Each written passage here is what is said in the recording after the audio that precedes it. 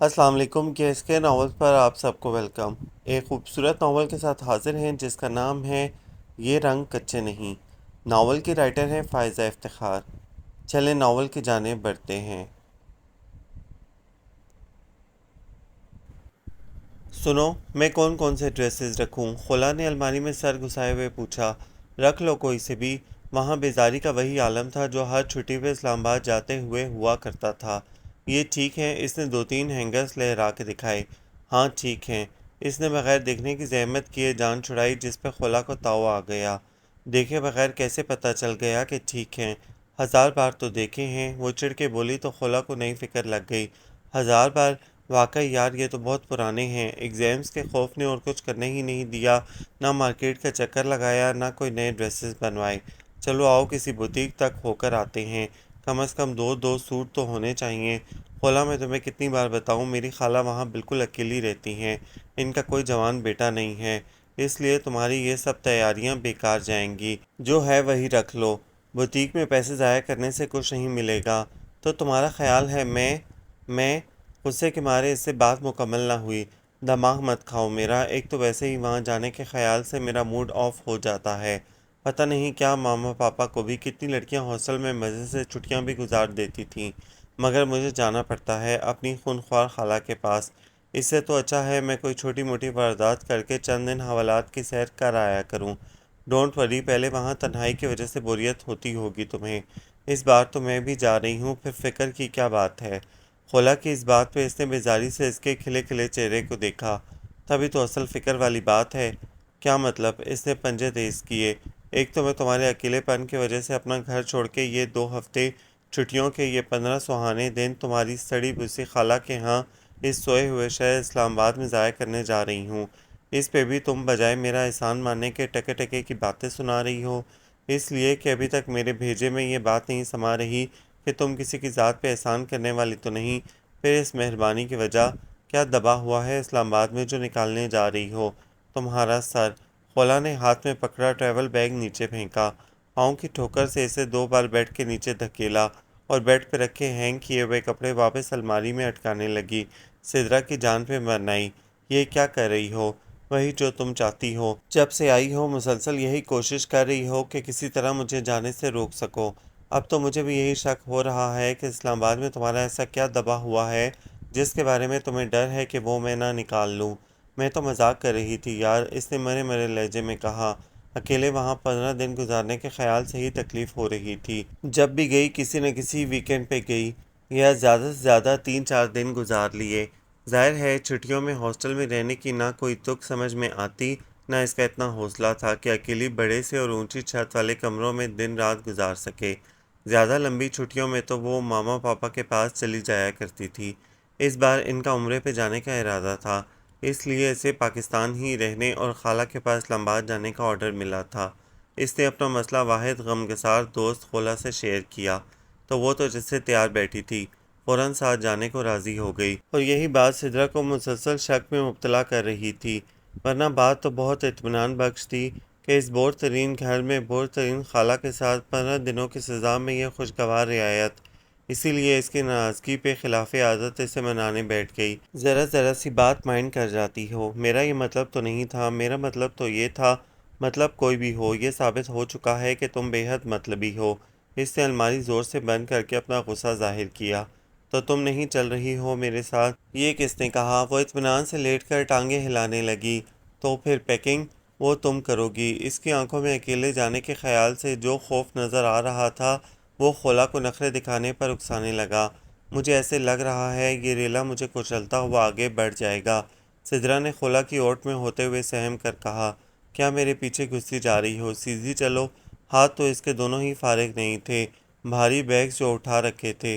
कोनी मार के इसे राय रास्त पर लाने की कोशिश की। सीधी ही चलने की कोशिश कर रही हूँ, मगर कोई न कोई धक्का देकर यहाँ से वहाँ कर देता है। और तुम ये बैग्स किसी कुली से नहीं उठवा सकती थी? कंजूस मक्खीचूस, 20-25 रुपए ही लेगा ना? मैं दे मर लेती। इन बैग्स को उठा के चलना कितना मुश्किल है तौबा। और तुम्हारे साथ होते हुए किसी भी कुली के साथ चलना और भी मुश्किल। वो तो एक नहीं दो दो बैग्स उठाए हुए थी, कंधे पे पानी का थर्मोस, शोल्डर बैग और हाथ में रोल किया हुआ मैगजीन भी। इसलिए हांफते हुए कह रही थी, क्या मतलब है तुम्हारा वो धाड़ी? यानी मैं सिदरा ख्वाजा इतनी गई गुजरी हूँ कि कुली पे बुरी नज़र डालूंगी? ये तुम्हारे दिल का चोर दाढ़ी का तिनका है, वरना मेरा ये मतलब हरगिज़ नहीं था। वो देखो, जो भी कुली नज़र आ रहा होगा तुम्हें, ज़रा इसकी स्पीड चेक करना। सामान उठा के भाग रहे हैं जैसे, और पीछे पीछे सामान के मालिक। अब तुम अपनी धक्का स्टार्ट स्पीड पे गौर करो। तुम्हें साथ साथ रखने की कोशिश करती या कुली के पीछे जाती, पता ही नहीं चलना था कि वो सामान लेकर कहाँ दफ़ा हुआ था। मतलूबा प्लेटफॉर्म पे पहुंचकर इसने ज़मीन पे बैग रखे और अपने बाजू से हिलाने लगी। तुम्हें पता नहीं क्या तकलीफ थी जो रेलवे स्टेशन के मस्त नज़ारे देखने यहाँ आ मरी हो। ड्राइवर का स्टॉप हमारे हॉस्टल से सिर्फ 10 मिनट की ड्राइव पे था। आराम से पहुंच जाते वहाँ और मज़े से पुरसुकून सा सफ़र करते, ठंडा ठंडा। यहाँ भी हम ट्रेन के डंडे से लटकते हुए नहीं जाएंगे, ना धूप में जलते। फर्स्ट क्लास की टिकट ली है मैंने, ड्राइवर से ज़्यादा आरामदाह सफ़र होगा। लगता तो नहीं, ये रश देख रही हो तुम, लगता है सारे का सारा लाहौर घर से तंग आया हुआ है। मैं इतनी भीड़ भाड़ में हरगिज़ सफ़र नहीं कर सकती। अभी भी वक्त है, चलो वापस चलते हैं। 5 बजे वाली ड्राइवों में बैठ जाएंगे। चुप करके खड़ी रहो, और अगर जाना इतना ही ज़रूरी है तो अकेली जाओ। मुझसे नहीं होता बसों का सफ़र। 5 घंटों के लिए बंद के बैठ जाओ और फिक्र मत करो। ये सारे का सारा हजूम हमारे डब्बे में हमारे साथ सवार होकर इस्लामाबाद नहीं जाने वाला। इस प्लेटफॉर्म पे और भी ट्रेनें आएंगी जो दूसरे कई शहरों तक जाती हैं, समझी? लो, वो आ गई हमारी ट्रेन। इसे झाड़ पिलाते पिलाते इसने एक नारा बुलंद किया और दोबारा से बैग्स उठा के लपकी। अरे ट्रेन रुकने तो दो, इसे तकरीबन भागते देखे सिद्रा ने पुकारा।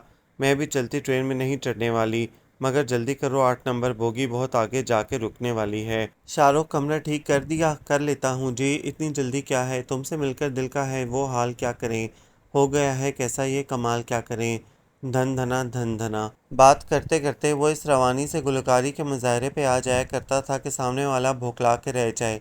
2 साल से हबीबा के साथ था, लेकिन अब तो वो इसके पैंतरा बदलने वाली आदत से समझौता न कर पाई थी। बंद करो अपनी ये धन धना धन, जो कहा है वो करो। ट्रेन चल भी पड़ी होगी, 3 बजे का वक्त था, तो निकली तो 4 साढ़े 4 होगी। 9 साढ़े 9 तक स्टेशन पहुंचेगी। रावलपिंडी स्टेशन से इधर तक का रास्ता टैक्सी पे 35 मिनट का है, मगर टैक्सी मिलने और भाव करने में 15-20 मिनट और लगेंगे।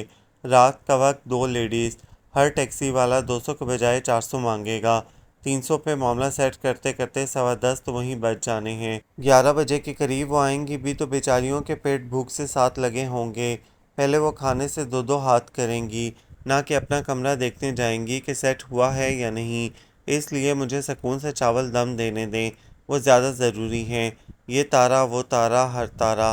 वो गुनगुनाते हुए देगचे में झांकने लगा। तारे तो मैं दिखा दूंगी तुम्हें, वो भी दिन में। हबीबा ने इसे मारने के लिए कोई तगड़ी सी चीज़ ढूंढने के लिए नज़रें घुमाई। शाहरुख ने कमाल फुर्ती और महारत से बेलना साइड में किया। इतनी लंबी बात करने का वक्त है तुम्हारे पास, मगर वक्त पे काम नहीं हो सकता।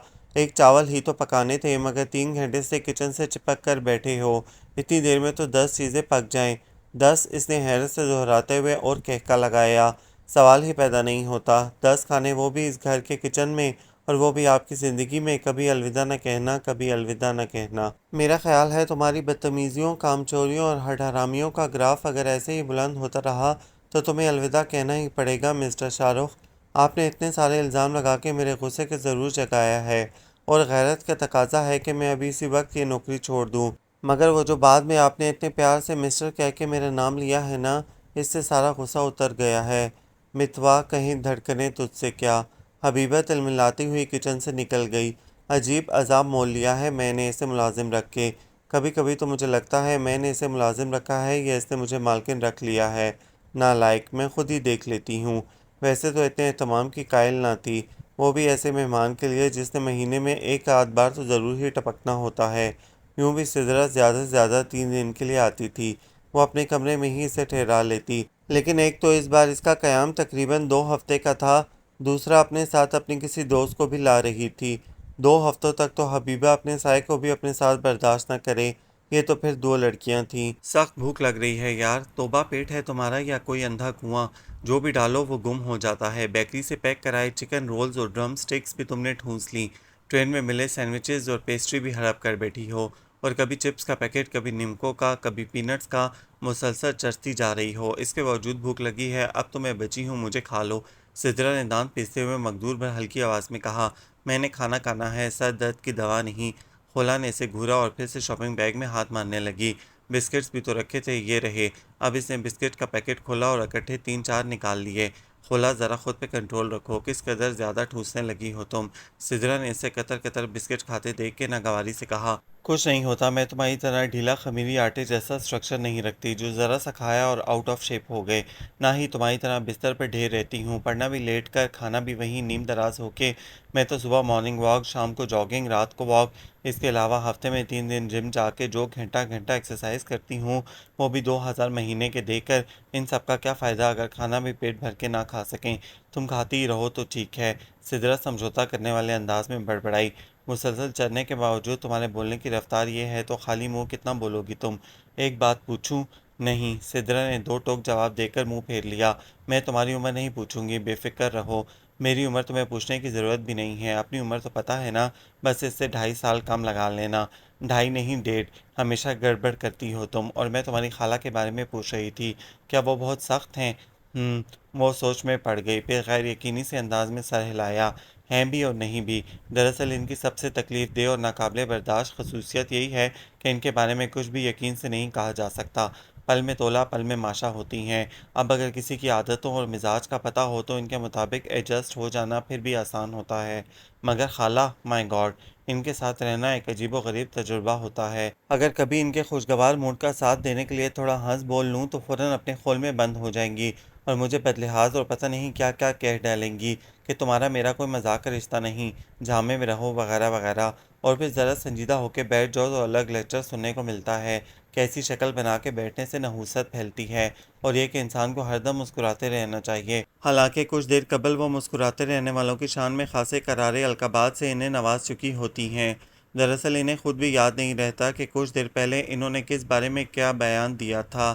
عمر کا تقاضا، اس عمر میں بھول جانے کی بیماری ہو جایا کرتی ہے۔ میرے نانا ابو تو ناشتہ 2-2 بار کر لیا کرتے تھے، میری خالہ تو بھول کے بھی ایسی فضول خرچی نہ کریں، اور کچھ یاد رہے نہ رہے انہیں مگر ڈائٹنگ کرنا یاد رہتا ہے۔ وہ سخت نالاں نظر آ رہی تھی۔ دیکھو اب 15 دنوں تک کیا حال بنتا ہے ہمارا۔ کچھ نہیں ہوتا یار، خولا اس کی تشویش کو ذرا خاطر میں نہ لائی، بزرگوں کی سختی میں بھی پیار چھپا ہوتا ہے، انہیں ذرا محبت سے ہینڈل کرنا ہوتا ہے اور بس۔ بزرگ مگر، سدرا کچھ کہتے کہتے رک گئی۔ چلو ٹھیک ہے، تم ہینڈل کرنا بزرگوار خالہ کو، اور بدلے میں دعائیں سمیٹنا۔ تمسخر اڑاتی نظروں سے اسے دیکھتے ہوئے سدرا نے چیلنج دیتے لہجے میں کہا، واؤ کس قدر خوبصورت گھر ہے۔ خولا نے ٹیکسی سے اترتے ہی گردن اٹھا کے جائزہ لیتے ہوئے توصیفی جملہ کہا۔ رات بھر کی بارش کے بعد سب کچھ دھلا دھلا نکھرا نکھرا لگ رہا تھا۔ سرخ اینٹوں سے بنا یہ اسٹائلش ولا بھی بوگن ویلیا کی گھنی جھالروں سے ڈھکا بے حد شاندار دکھ رہا تھا۔ سرخی مائل آبنوسی گیٹ بھی رات بھر کی دھلائی کے بعد خاصا لشک رہا تھا، ورنہ عموماً دھول سے ہٹا عجیب ہیبت ناک منظر پیش کر رہا ہوتا۔ کھڑکیوں اور دروازوں پہ جھکے سلور پالش والے شیڈ بھی الگ شان دکھا رہے تھے۔ تمہاری خالہ اتنے بڑے گھر میں اکیلی رہتی ہیں؟ نہیں، 2-4 بھٹکی ہوئی روحوں نے بھی ڈیرے ڈال رکھے ہیں۔ ٹیکسی ڈرائیور کے 2 نہ 3 اکٹھے 400 روپے مانگ لینے سے وہ چڑی ہوئی لگ رہی تھی۔ واؤ، ہانٹڈ ہاؤس، کتنا رومانٹک لگتا ہے نا۔ اب یہ شاہ رخ کہاں رہ گیا؟ سدرا بھاری بیگز ٹیکسی سے اتار کے نیچے رکھتے ہوئے بیزاری سے کہہ رہی تھی۔ شاہ رخ؟ کون شاہ رخ؟ خولا کے کان کھڑے ہوئے۔ وہی جو فی الحال کہیں نظر نہیں آ رہا، کھسک گیا ہوگا حسب عادت اور حسب معمول۔ اب تم منہ اٹھا اٹھا کے دیکھنا بند کرو، کہیں بھاگا نہیں جا رہا یہ گھر۔ 15 دن تک اسی میں قید رہنا ہے۔ یہ اپنے بیگ اٹھاؤ تم، کس قدرے بے مروت ہو تم۔ دیکھا جائے تو مہمان ہوں تمہاری، تمہیں میزبانی کے تقاضے پورے کرنے بھی نہیں آتے۔ خولا نے اپنے دونوں بیگز اٹھائے اور یوں اندر کی جانب بڑھی جیسے پتہ نہیں کب سے ترسی بیٹھی ہو۔ خولا، سدرا نے گھبرا کے پکارا، حالانکہ جانتی تھی یہ تکلف بیکار جائے گا۔ خولا مزے سے دونوں بیگز کاندھوں پر لٹکائے اندر داخل ہو رہی تھی۔ سدرا نے ایک گہری سانس لی اور پورچ میں پڑے بھاری بھرکم بیگ کے ساتھ بکھرے مختلف شاپنگ بیگز اور تھرموس، لنچ باکس، میگزین اور کیمرہ وغیرہ کو دیکھنے لگی۔ جہیز تو ایسے اکٹھا کر رہی تھی جیسے اس کے بغیر خالہ اسے اندر نہیں گھسنے دیں گی، اور اب میرے سر پہ چھوڑ کے خود مزے سے دھندناتی ہوئی اندر چلی گئی ہے۔ مصیبت، کیا پہلے اٹھاؤں؟ تم؟ حبیبہ نے ایک دراز قد گندمی رنگ اور کھڑے ناک نقشے والی 20-22 سالہ لڑکی کو بیگ اٹھائے بے تکلفی سے اندر آتے دیکھا تو ہاتھ سے ریموٹ رکھ کے اچنبے سے کھڑی ہو گئی۔ خولا؟ اسی وقت باہر سے سدرا کی آواز پہ اس کی حیرت ذرا کم ہوئی۔ اوہ، تم سدرا کی دوست خولا ہو؟ حبیبہ کے چہرے پہ ایک دوستانہ سی مسکراہٹ آئی۔ جی، اور آپ؟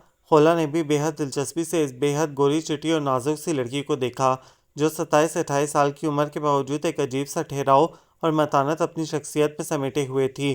لائٹ پنک ہاف سلیوز کی ڈھیلی سی شرٹ اور ٹخنوں سے ذرا اونچا وائٹ ٹراؤزر، اسٹریکنگ فارورڈ کٹ والی زلفیں شانوں پہ بکھرائے۔ صدا کی حسن پرست خولا کے دل میں اتر رہی تھی۔ اس قدر ڈھیٹ لڑکی ہو تم۔ سدرا بھی جیسے تیسے سارا سامان لادے آ ہی گئی۔ یہ جو علم غلم اٹھا لائی تھیں راستے میں، اسے لانا کیا میری سزا تھی؟ کمال ہے سدرا، کتنی جھوٹی ہو تم۔ اب مجھے شک نہیں بلکہ یقین ہو رہا ہے کہ تم مجھے اپنے ساتھ لانا ہی نہیں چاہتی تھیں، اسی لیے اپنی چڑچڑی موڈی اور خوفناک سی خالہ کے ڈراوے دیتی جا رہی تھیں۔ یہ تو بتایا بھی نہیں کہ وہاں ان عمر رسیدہ بھلکڑ خپتی اور غسیلی خاتون کے ساتھ شاہ رخ اور پریٹی زنٹا بھی رہتے ہیں۔ حبیبہ جو اپنے بارے میں ایسے کلامات سن کر نتنے پھلائے ہوئے سدرا کے رنگ اڑے چہرے کی جانب دیکھ رہی تھی، آخری فکرے پہ چونکی۔ ذرا بے یقینی سے خولا کی جانب دیکھا جو پریٹی زنٹا کا خطاب دیتے ہوئے بلا شبہ اسے ہی توصیفی انداز میں تک رہی تھی۔ نتنے جو پھولنے پچکنے کے عمل سے گزر رہے تھے واپس اپنی اصل حالت میں آئے۔ آنکھیں جو سدرا پہ شعلے برسا رہی تھیں نشانہ بدل کے اب خولا پہ شبنم برسا رہی تھیں۔ السلام علیکم خالہ۔ سدرا کے مرے مرے لہجے پہ خولا نے اپنی تازہ ترین تخلیق کردہ پریٹی زنٹا سے نظریں ہٹا کے خالہ جان کی تلاش میں ادھر ادھر دوڑائیں، اور کسی سفید دوپٹے میں لپٹی بھاری بھرکم تلخ نقوش والی خالہ جان کو نہ پا کے دوبارہ نظریں سدرا پہ آ ٹھہریں، پھر اس کی نظروں کا تعاقب کر کے دوبارہ پریٹی زنٹا پہ آ جمیں۔ اس بار نظروں میں تعریف و توصیف کے بجائے حیرت اور بے یقینی تھی۔ وعلیکم السلام۔ حبیبہ کے رکھائی سے دیے جواب نے بھی اس حیرت کو کم نہیں کیا۔ خالہ یہ خولا، اور خولا یہ خالہ، اس نے تعارف کروایا۔ کتنی بری بات ہے سدرا باجی، آپ اپنی خالہ کا نام بگاڑ رہی ہیں۔ اگر کوئی آپ کو سدرا کہہ کر بلائے تو آپ کو اچھا لگے گا؟ نہیں نا، تو پھر آپ بھی خالہ شالہ یا خالہ خولا کہنے کے بجائے خالی خولی خالہ کہیں۔ اور یہ؟ سدرا نے دانت کچکچا کے نو وارد کو گھورا۔ یہ شاہ رخ ہے۔ شاہ رخ؟ خولا صدمے کے مارے فوت ہونے والی ہو گئی۔ اس نے تصور میں سدرا کے کسی اسمارٹ سے کزن کا خاکہ کھینچ رکھا تھا، جبکہ سامنے کھڑا 16-17 سال کا مخنی سا چنی منی آنکھوں والا سیاہی مائل رنگت پہ دو چٹے دودھ جیسے دانت موٹے سرمئی ہونٹوں پہ رکھے اس تصوراتی خاکے پہ کوئلے سے لکیریں کھینچ رہا تھا۔ کس کا ہے یہ تم کو انتظار؟ میں ہوں نا۔ سائیں سائیں کرتے کانوں میں کہیں دور اس کی سریلی تانیں ابھر رہی تھیں۔ عجیب چکر ہے یہاں۔ خالہ پریٹی زنٹا نکل آتی ہیں۔ شاہ رخ ایڈی مرفی کا بچپن۔ تمہیں کس نے کہا تھا بغیر سوچے سمجھے بک بک کرنے کو؟ اب دیکھنا خالہ کیا حشر کرتی ہیں میرا۔ کمرے میں آ کے دونوں ایک دوسرے پہ اپنی بھڑاس نکال رہی تھیں۔ بس کرو اب تو پھینکنا بند کر دو، اتنی سویٹ سی خالہ ہیں تمہاری، بلکہ میرا تو دل کام جاتا ہے انہیں خالہ کہتے ہوئے۔ تم سے زیادہ 5-6 سال بڑی ہوں گی۔ جی نہیں، 5-6 نہیں، پورے 15 سال بڑی ہیں۔ سدرا کے انکشاف پہ خولا کی آنکھیں ابل پڑیں۔ کیا یعنی وہ پورے 35 سال کی ہیں؟ آئی ڈونٹ بلیو اٹ، ذرا بھی نہیں لگتی۔ یہی تو مصیبت ہے، وہ جیسی نظر آتی ہیں ویسی بالکل بھی نہیں ہیں۔ تم نے ان کے بارے میں جو جو اندازے لگائے ہیں ان کے برعکس نتیجہ دیکھنے کے لیے خود کو ذہنی طور پر تیار کر لو۔ اب تمہیں قدم قدم پہ جھٹکے ملیں گے۔ اس وقت تو خولا یہ وارننگ کسی خاطر میں نہ لائی، مگر آنے والا ایک ایک منٹ اسے اس پہ ایمان لانے پر مجبور کر رہا تھا، اور یہ بات 100% درست تھی کہ حبیبہ انور میں ہر وہ بات موجود تھی جس کی جھلک اس کی ظاہری شخصیت میں نہیں تھی، یا یوں کہہ لیجئے کہ حبیبہ انور میں وہ تمام باتیں اکثر موجود نہیں تھیں جس کا اظہار اس کی ظاہری شخصیت سے ہوتا تھا۔ اب عمر کو ہی لیجئے، 35-36 سال کی عمر میں وہ 30 سے کم کی نظر آتی تھیں۔ نام کی مثال لیجئے، حبیبہ انور، سننے میں ہی خاصا باروب اور عمر رسیدہ سا نام۔ کسی بور سی ڈل خاتون کا تصور ذہن میں آتا تھا، اور خود اس کی نقص سے درست پرسنالٹی، اسٹائلش طرز زندگی دیکھ کر یہی لگتا کہ کوئی روزی، شہری، ماہم، فضا یا پھر اینی وغیرہ جیسے نام کی مالک ہوں گی۔ بے حد نرمی کا اثر لیے نقوش، بڑی ہی متانت اور سنجیدگی ظاہر کرتا چہرہ، بڑی ہی میٹھی مہربان سی آواز، مگر متانت اور وقار عمر کے 35 سال گزار لینے کے بعد بھی چھو کر نہ گزرا تھا۔ اور ہاں، اس دل موہ لینے والی مسکراہٹ پہ نہ جائیے گا، وہ صرف دل ہی نہیں موہ لیتی، اور بھی بہت کچھ ہتھیا لیتی ہے۔ اسی بھولی صورت اور دل موہ لینے والی مسکراہٹ سے کسی زمانے میں انور شفیق نے دھوکہ کھایا تھا، اور پھر بیچارے کو بھری جوانی میں موت کھا گئی۔ جی ہاں، حبیبہ کی انور سے شادی کو فقط 3 سال گزرے تھے جب وہ ایک روز ایکسیڈنٹ میں گزر گئے۔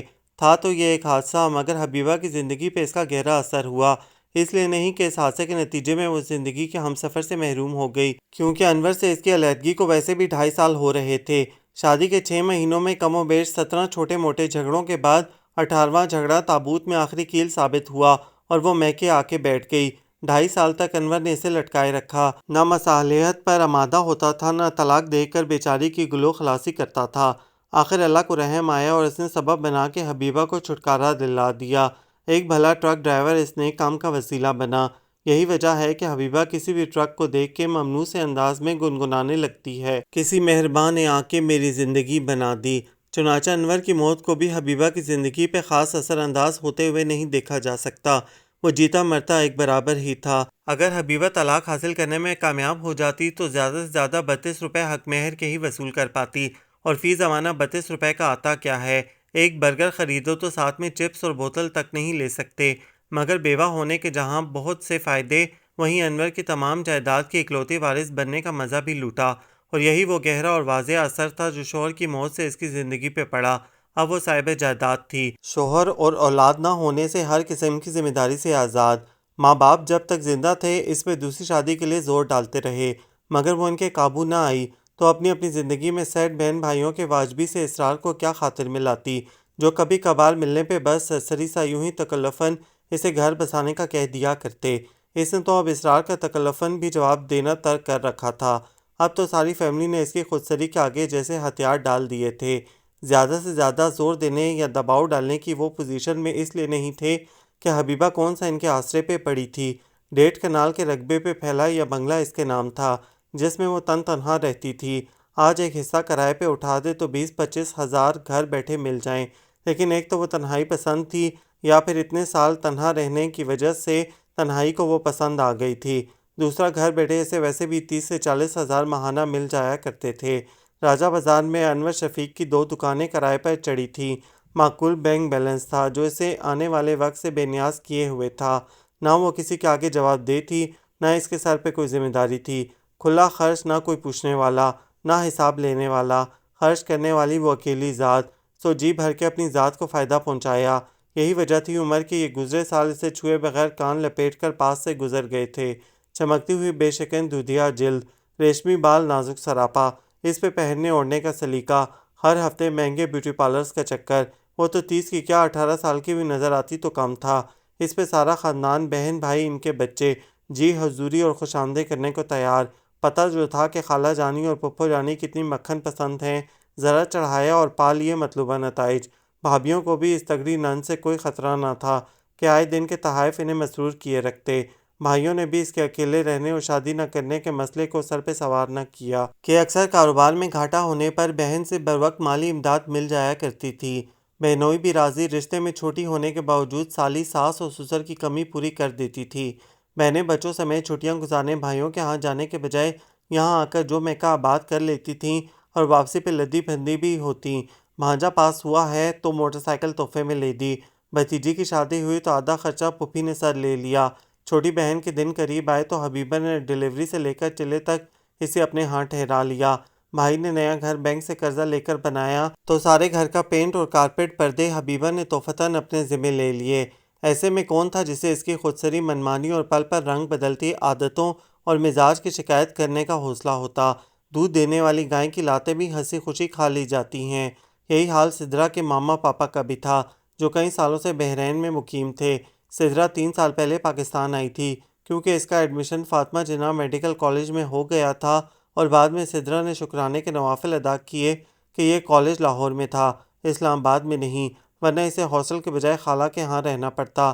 امتحانوں کے بعد کی تعطیلات اور گرمیوں کی چھٹیوں میں وہ بحرین چلی جایا کرتی تھی، مگر درمیان میں بلائے ناگہانی کی طرح اچانک آ جانے والی 3-4 چھٹیاں مجبوراً اسے اسلام آباد آ کے گزارنا پڑتیں۔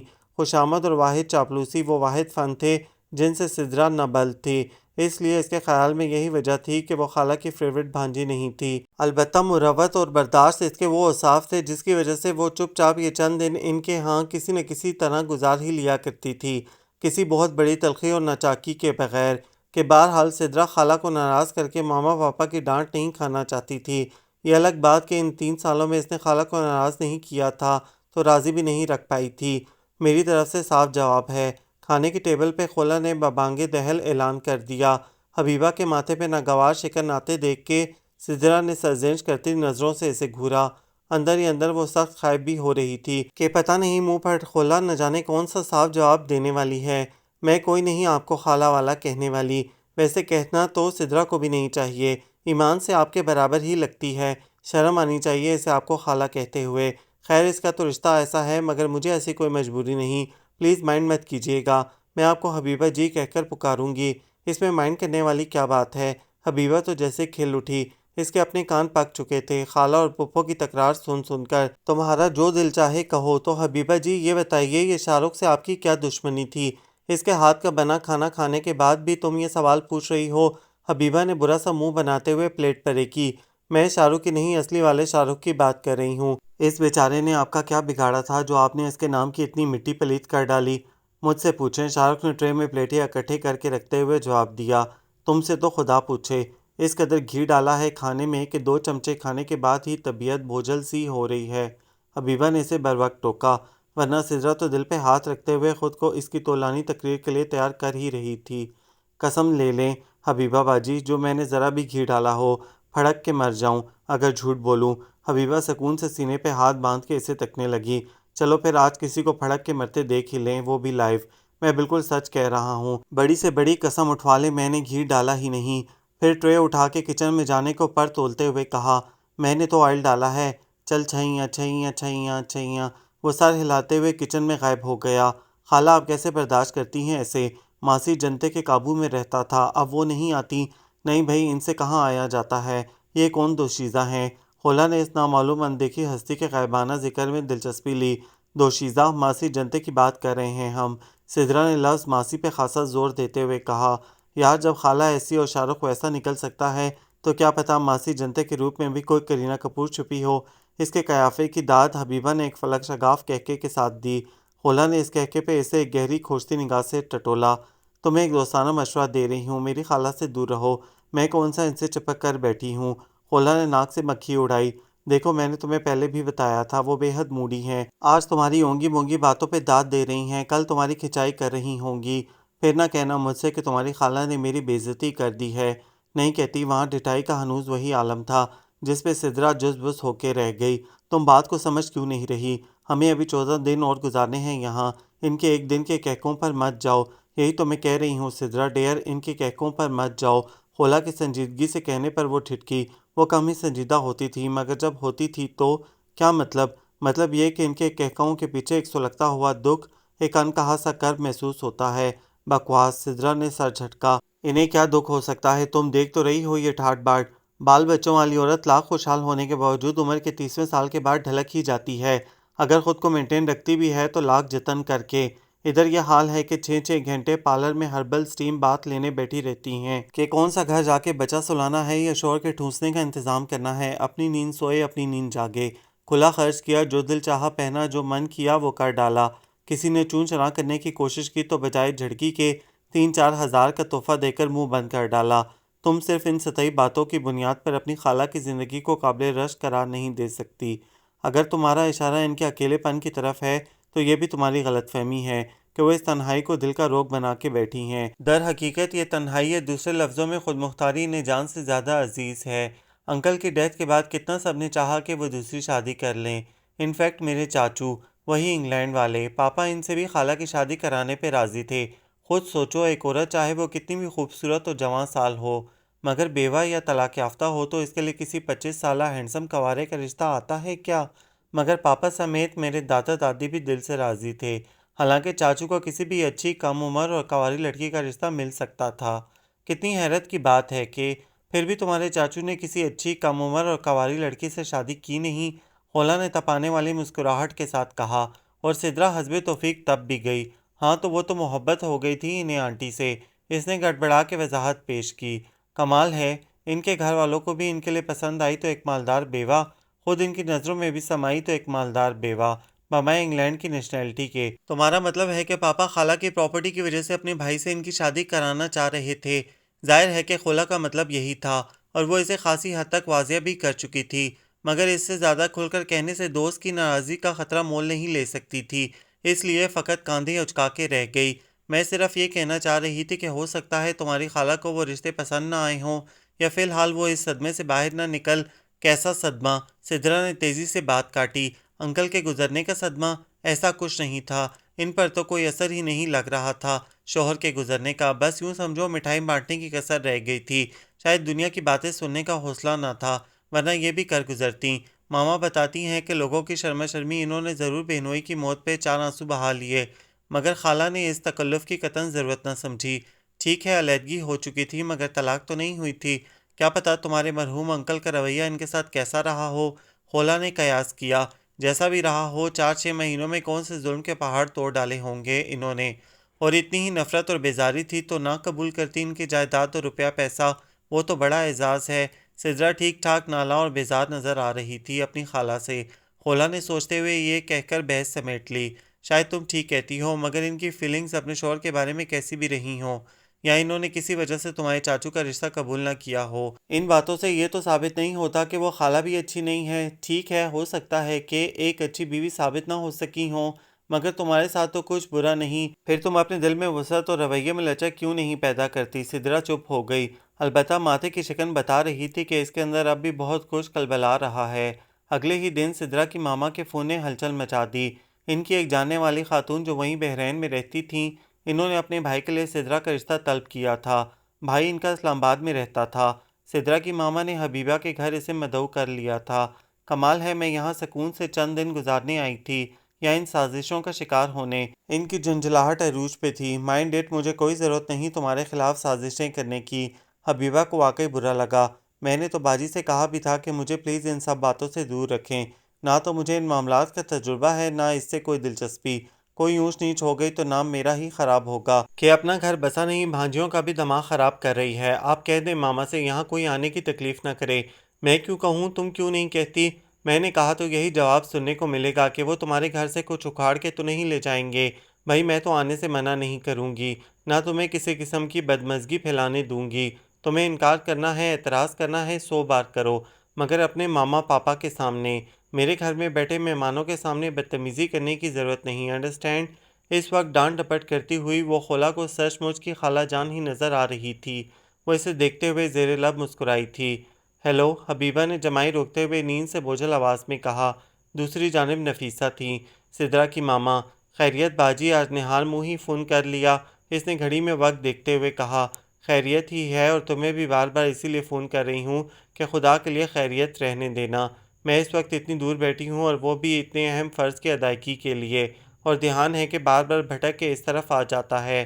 آپ کی وہ دوست بھی تو کمال ہیں، بھلا کچھ دن صبر کر لیتی، آپ واپس آ جاتی، پھر بھیج دیتی اپنے بھائی کو۔ خواہ مخواہ آپ کا عمرہ خراب کر رہی ہیں۔ توبہ لا حول ولا، میرا عمرہ کیوں خراب ہونے لگا؟ خدا نخواستہ۔ تم کبھی تو سوچ سمجھ کے بات منہ سے نکالا کرو حبیبہ۔ اتنی عمر ہو گئی مگر عقل نہیں آئی۔ کتنی عمر ہو گئی؟ عمر کے مسئلے پہ وہ بھڑک اٹھی۔ خیر چھوڑو اس بات کو۔ نفیسہ کو فی الحال اس کا بھڑکنا بھاری پڑ سکتا تھا، اس لیے یہ کھاتا پھر کبھی کھولنے کا سوچتے ہوئے اصل بات پر تو آئیں۔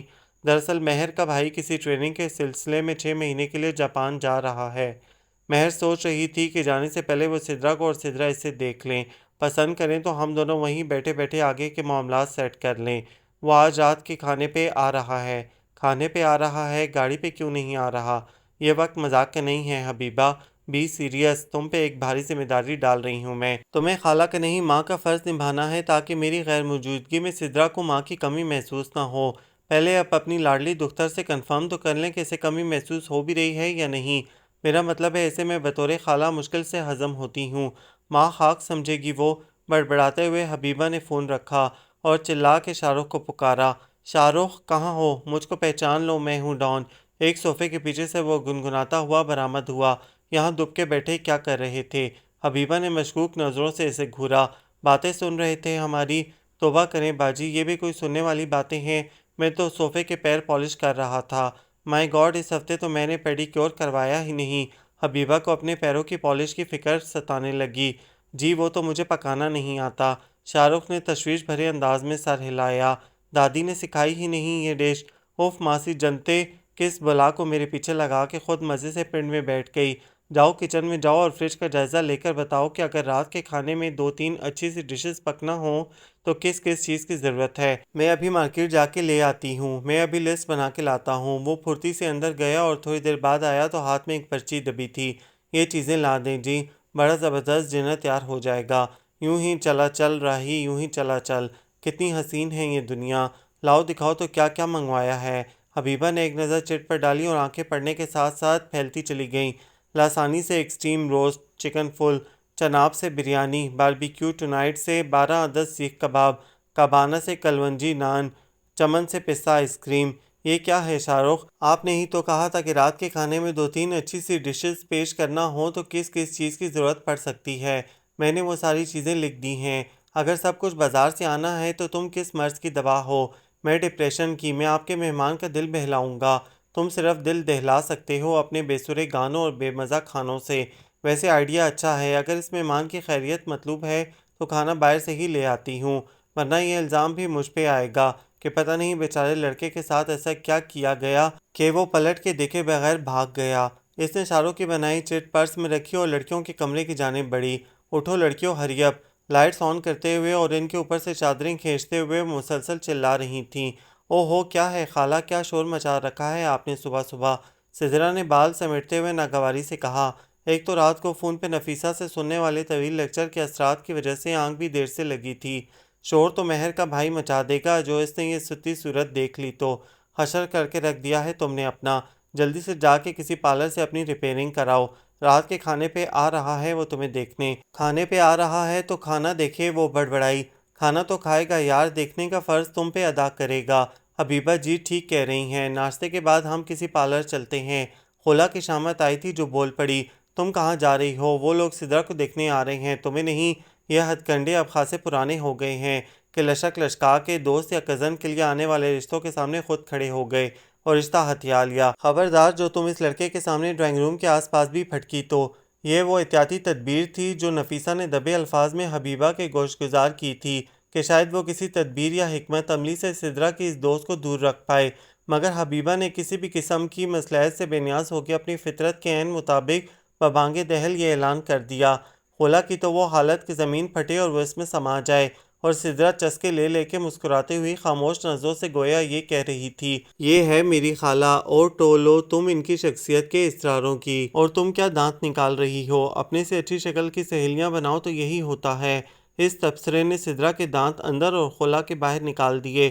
پھر ایسے ہی ہاتھ پاؤں مار کے خود کو نمایاں رکھنا پڑتا ہے، facial, many cure, paddy cure, سکن پالش سب کروا کے آنا، پیسے بے شک مجھ سے لے لینا کنجوس، اور ہاں اس گھونسلے کی بھی چند شاخیں ترشوا لینا۔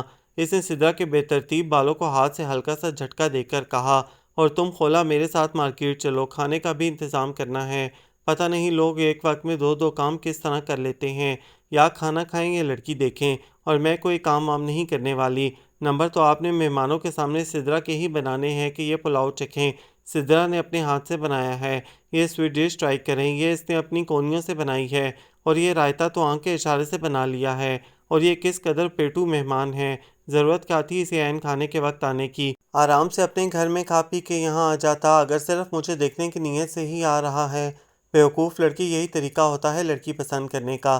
چائے یا کولڈ ڈرنک پینا بہت آسان اور سرسری سا کام ہوتا ہے، اس کے دوران لڑکا اور اس کے گھر والے لڑکی کا جائزہ ذرا تفصیلی لیتے ہیں، لیکن اگر کھانا سامنے لگا ہوا ہو اور وہ بھی مزے کا، تو ان کی توجہ کھانے پہ زیادہ اور لڑکی پہ کم ہوتی ہے۔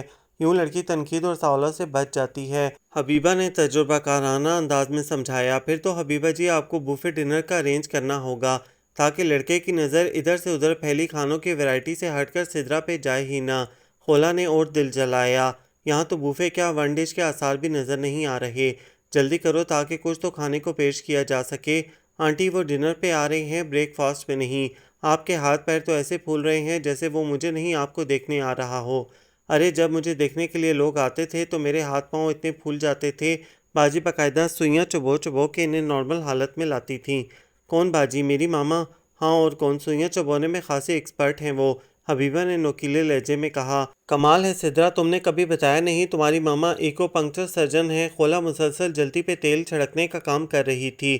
ایک تصویر اور، علی نے درخت کے تنے سے ٹیک لگاتے ہوئے کہا۔ وہ دونوں ابھی شکر پڑیاں آئے تھے اور دوسری جگہوں کی طرح یہاں بھی علی نے سارا زور تصویریں کھنچوانے پر لگا رکھا تھا۔ مقبول کیمرہ اٹھائے اٹھائے تھک سا گیا تھا۔ کیا مصیبت ہے، کتنا شوق ہے تمہیں تصویریں بنوانے کا؟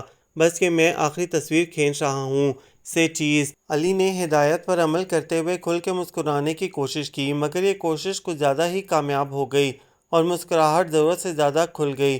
میں نے چیز کہا ہے، اسمائل دینے کا کہہ رہا ہوں، اور تم ایسے منہ کھول رہے ہو جیسے کسی ڈینٹسٹ کے پاس آئے ہو۔ یہ میری $1,000,000 اسمائل ہے دوست، اسی اسمائل پہ تو مرتی ہیں لڑکیاں۔ اچھا، تو پاکستان میں مردوں کی نسبت عورتوں کی شرح اموات میں اضافے کی وجہ تمہاری یہ مسکراہٹ ہے، جان لیوا قسم کی۔ یار تم رہنا ڈاکٹر کے ڈاکٹر، میں دوسرے والے مرنے کی بات کر رہا ہوں، اس مرنے کی نہیں جس کا پوسٹ مارٹم ہوتا ہے۔ اچھا یہ دیکھو، اس نے ایک اور درخت سے ٹیک لگائی، یہ پوز کیسا ہے، کیسا لگ رہا ہوں؟ تم تو ٹھیک ہی لگ رہے ہو، مگر یہ درخت، میرا خیال ہے یہ پولن پھیلا رہا ہے۔ مقبول کے تجزیے پہ علی کرنٹ کھا کے درخت سے پرے ہٹا۔ تمہیں پولن الرجی تو نہیں؟ اگر ہے تو میرے پاس ویکسین ہے اس کی، وہ لے لو، پھر چاہے جتنے دل چاہے پوز بنوا لینا اس درخت کے ساتھ۔ اس ہمدردانہ مشورے پہ علی کا دل جل گیا۔ یا اللہ، کبھی کسی شریف انسان کو کسی ڈاکٹر کا دوست نہ بنانا۔ دفع کرو، مجھے نہیں کھنچوانی تصویریں۔ وہ منہ بنائے اس کے آگے آگے چلنے لگا۔ مقبول ہونٹوں میں مسکراہٹ دبائے اس کے پیچھے پیچھے آ رہا تھا۔ اچھی بات ہے، ویسے بھی میں اتنا اچھا فوٹوگرافر نہیں ہوں۔ ہاں، ایکس رے اچھے نکالتا ہوں میں، کبھی ٹرائی کرنا۔ پتہ نہیں یہ شارو کہاں مر گیا ہے، نہ کچن میں ہے نہ اپنے کمرے میں۔ حبیبہ سامان تو لے آئی تھی، کچھ چیزوں کا آرڈر دے آئی تھی جو شام کو پہنچ جاتی، مگر دوسرے انتظامات کے لیے شارو کو ڈھونڈ رہی تھی جو ندارت تھا۔ پتہ نہیں اسے زمین کھا گئی یا آسمان۔ خلا بھی اندر باہر سارا چیک کرنے کے بعد مایوسی سے یہ اعلان نشر کرتی کچن میں داخل ہوئی، زمین اور آسمان کو کیا ضرورت ہے ایسی کچی پکی ڈش کھانے کی؟ ضرور کام سے بچنے کے لیے کہیں چھپا ہوگا۔ چلو ہم خود ہی کچھ ہاتھ پیر مار لیتے ہیں، اس نے شاپرز میں سے سبزیاں اور ٹن پیک چیزیں نکالتے ہوئے کہا۔ نہیں نہیں، بری بات ہوتی ہے، امی کہتی ہیں کھانے پینے کی چیزوں کو پیر نہیں مارتے، رزق کی بے ادبی ہوتی ہے۔ لڑکی تم کو زیادہ ہی بولتی ہو، چلو میرے ساتھ سلاد وغیرہ بناؤ، بعد میں ڈنر سیٹ نکال کے صاف کرنا۔ کہیں شاہ رخ سدرا کے ساتھ تو نہیں گیا بیوٹی پارلر تک؟ کیونکہ سدرا اس سے پوچھ رہی تھی یہاں کے سب سے اچھے پارلر کا ایڈریس۔ بیڑا غرق، اس سے پوچھنے کی کیا ضرورت تھی؟ میں نے اپنے پارلر میں فون کر کے ٹائم لے لیا تھا اس کے لیے، وہ پتہ نہیں کہاں پہنچا دے اسے، کسی تھڑے والے پارلر میں نہ لے جائے۔ ایک تو یہاں اس علاقے میں کوئی ڈھنگ کا بیوٹی پارلر ہی نہیں ہے۔ کیوں، یہاں کیا لڑکیوں کے رشتے نہیں آتے کیا؟ چپ چاپ سلاد بناؤ، حبیبہ نے گھرکا۔ خود آپ آسان آسان کام کر رہی ہیں، بس ٹن پیک کے سیل کھول کھول کے سب کچھ مکس کر رہی ہیں، اور کاٹنے چھیلنے کا سارا کام مجھے دے دیا ہے۔ خولا نے اس ناانصافی پہ احتجاج کیا۔ مجھ سے نہیں ہوتا یہ سب۔ ایک تو یہ پیاز، انہیں دیکھ کر مجھے انور شفیع کی یاد آ جاتی ہے۔ یہ کون ہیں؟ ہے نہیں تھے میرے شوہر، مرحوم کے بھی چھلکے اترتے تھے، دونوں کی خصلت ایک تھی، 8 آنسو رلانے کی۔ ایک بات تو بتائیں، خولا نے ہاتھ روکا اور بڑے اہتمام سے چند ایک سوال ذہن میں ترتیب دیتے ہوئے تمید باندھی۔ اس کا خیال تھا حبیبہ اپنے ماضی کے بارے میں بات کرنے پہ آمادہ ہے ہی، تو کیوں نہ اسے مزید کھولا جائے، مگر برا ہو سدرا کا جو عین وقت پہ تن فن کرتی آن ٹپکی۔ ہمیشہ پھر سارے مجھے ہی کہتے ہیں کہ میں کوئی کام ٹھیک سے نہیں کرتی، لیکن اب آپ بتائیں خالہ یہ کس کی غلطی ہے؟ حبیبہ نے سویٹ کارن کاٹن باؤل میں الٹتے ہوئے ایک تنقیدی نظر اس کے چہرے پہ ڈالی۔ اس کمبخت بیوٹیشن کی، ذرا جو فرق پڑا ہو چہرے پہ، ویسا کا ویسا مرجھایا ہوا بدرنگ۔ آپ کے اس ہونہار شاہ رخ نے بیوٹی پارلر کا نہیں آئس کریم پارلر کا ایڈریس بتا دیا تھا، ٹائم بھی ویسٹ ہوا اور ٹیکسی کا کرایہ بھی۔ ایک تو یہ شاہ رخ پوری بات کبھی سنتا ہی نہیں، غلط بالکل غلط۔ سدرا باجی نے پوری بات کی کب تھی، آدھی کی تھی، صرف پارلر کہا تھا بیوٹی پارلر نہیں۔ وہ جو گھنٹہ بھر سے مل کے نہیں دے رہا تھا، نہ جانے کس کونے سے برآمد ہو گیا۔ انتہائی ناکارہ انسان ہو تم، ایک نمبر کے نکمے اور بیکار۔ یہیں کہیں چھپے سب دیکھ رہے تھے اور انتظار کر رہے تھے کہ کب سلاد وغیرہ بن جائے تب تم اپنے بل سے باہر نکلو۔ مین آئٹم تو میں آرڈر کر آئی ہوں، کم از کم یہ تو بنا لیتے۔ ہیں جی، آئٹم بھی ہوں گے؟ واہ جی، وہ والا آئٹم ضرور ہونا چاہیے۔ یہ شاہ رخ کی کون سی فلم کا گانا ہے؟ شاہ رخ کا نہیں جی، راکھی ساونت کا، لا ہول والا۔ مری ہوئی بلی کی شکل یاد دلا دی۔ حبیبہ نے اکائی روکی۔ دفع ہو جاؤ تم، اور آج سارا دن گھر میں قدم نہ دھرنا، چھٹی لے کر پنڈ چلا جاؤں۔ وہ پھیل گیا۔ میں نے صرف دن کی بات کی ہے، شام کو مہمان آ رہے ہیں، تب تک مجھے اپنی شکل نہ دکھانا، خواہ مخواہ میرا خون جلتا ہے، جاؤ۔ ہر گھڑی بدل رہی ہے روپ زندگی۔ وہ آہیں بھرتا کچن سے نکلا، کچن کے ساتھ بنے دروازے کو کھول کے اگبی برآمدے کی جانب نکلا جہاں اس کا کوارٹر تھا، وہاں سے اپنی چادر اٹھائی اور سیدھا لان۔ کل ہو نہ ہو، منہ اٹھائے گاتے گاتے وہ رکا، ادھر ادھر دیکھا۔ نہیں، باجی نے گھر سے باہر جانے کا کہا تھا، اور لان میرا خیال ہے گھر کے اندر ہی ہے۔ چل بھئی شاہ رخ۔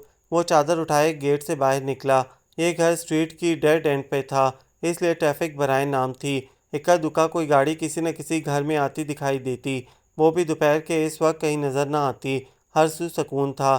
اس نے آرام سے گھر کی بیرونی دیوار کے ساتھ بنے گرین ایریا میں پاؤں پسارے اور سر سے پیر تک چادر اوڑھ کے لیٹ گیا۔ وہ دونوں ہارس رائڈنگ کے لیے بھاؤ تاؤ کر رہے تھے۔ بھائی او بھائی، ہم تمہارا گھوڑا خریدنے کی بات نہیں کر رہے، صرف 15 منٹ اس پہ جھولے لینا چاہتے ہیں۔ جی میں بھی 15 منٹ کی سواری کا ریٹ ہی بتا رہا ہوں، 200 روپے فی کس۔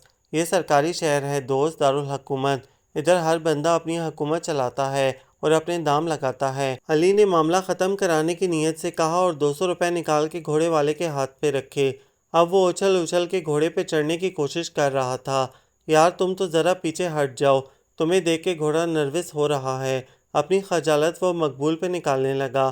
رائڈنگ تمہیں نہیں آتی اور شرمندگی مٹانے کے لیے گھوڑے کو نروس کر رہے ہو۔ مجھے تو ایسی رائڈنگ آتی ہے کہ خود گھوڑے کو بھی نہیں آتی ہوگی، لیکن یہ اس وقت واقعی ٹینشن میں لگ رہا ہے۔ شاید اس بیچارے کو ڈر ہو کہ تم اس پہ بیٹھنے کی کوشش نہ کرو، مرو پھر تم اکیلے۔ مقبول واقعی مائنڈ کر گیا اور رخ موڑ کے تیز تیز چلنے لگا۔ علی کے ہاتھ پیر پھول گئے۔ اس نازک موقع پہ وہ اس کا روٹنا افورڈ نہیں کر سکتا تھا۔ یار ایک تو تم ڈاکٹروں کا سینس آف ہیومر بہت ویک ہوتا ہے، ہر بات پہ منہ لٹکا لیتے ہو۔ تم میرے لٹکے ہوئے منہ پہ نہیں، اپنے چڑھے ہوئے منہ پہ غور کرو۔ اس شکل کے ساتھ جاؤ گے لڑکی دیکھنے؟ نہیں، شکل اتار کے گھر رکھ جاؤں گا۔ او نہیں یار، شکل ساتھ نہ لے کر گیا تو لڑکی کیسے دیکھوں گا؟ آنکھیں تو شکل پہ ہی لگی ہوئی ہیں، بونگیاں مارنی بند کرو۔ مقبول اس بار چڑھ گیا۔ صبح سے اس کی بے سر پیر کی سن بھی رہا تھا اور برداشت بھی کر رہا تھا۔ یار سچ بتاؤں میں خاصا نروس ہو رہا ہوں اور اسی گھبراہٹ کو چھپانے کے لیے اونگیاں بونگیاں جھاڑ رہا ہوں۔ علی نے سچ اگلا۔ اس سے تو اچھا ہے تم اپنی گھبراہٹ کو چھپانے کا تکلف نہ ہی کرو، گھبرائے ہوئے تم کم بیوقوف لگو گے۔ یار سچ مجھ بتانا میں واقعی بیوقوف لگ رہا ہوں؟ نہیں لگ نہیں رہے، مقبول نے چبا چبا کر کہا۔ کیا مطلب؟ وہ مشکوک ہوا۔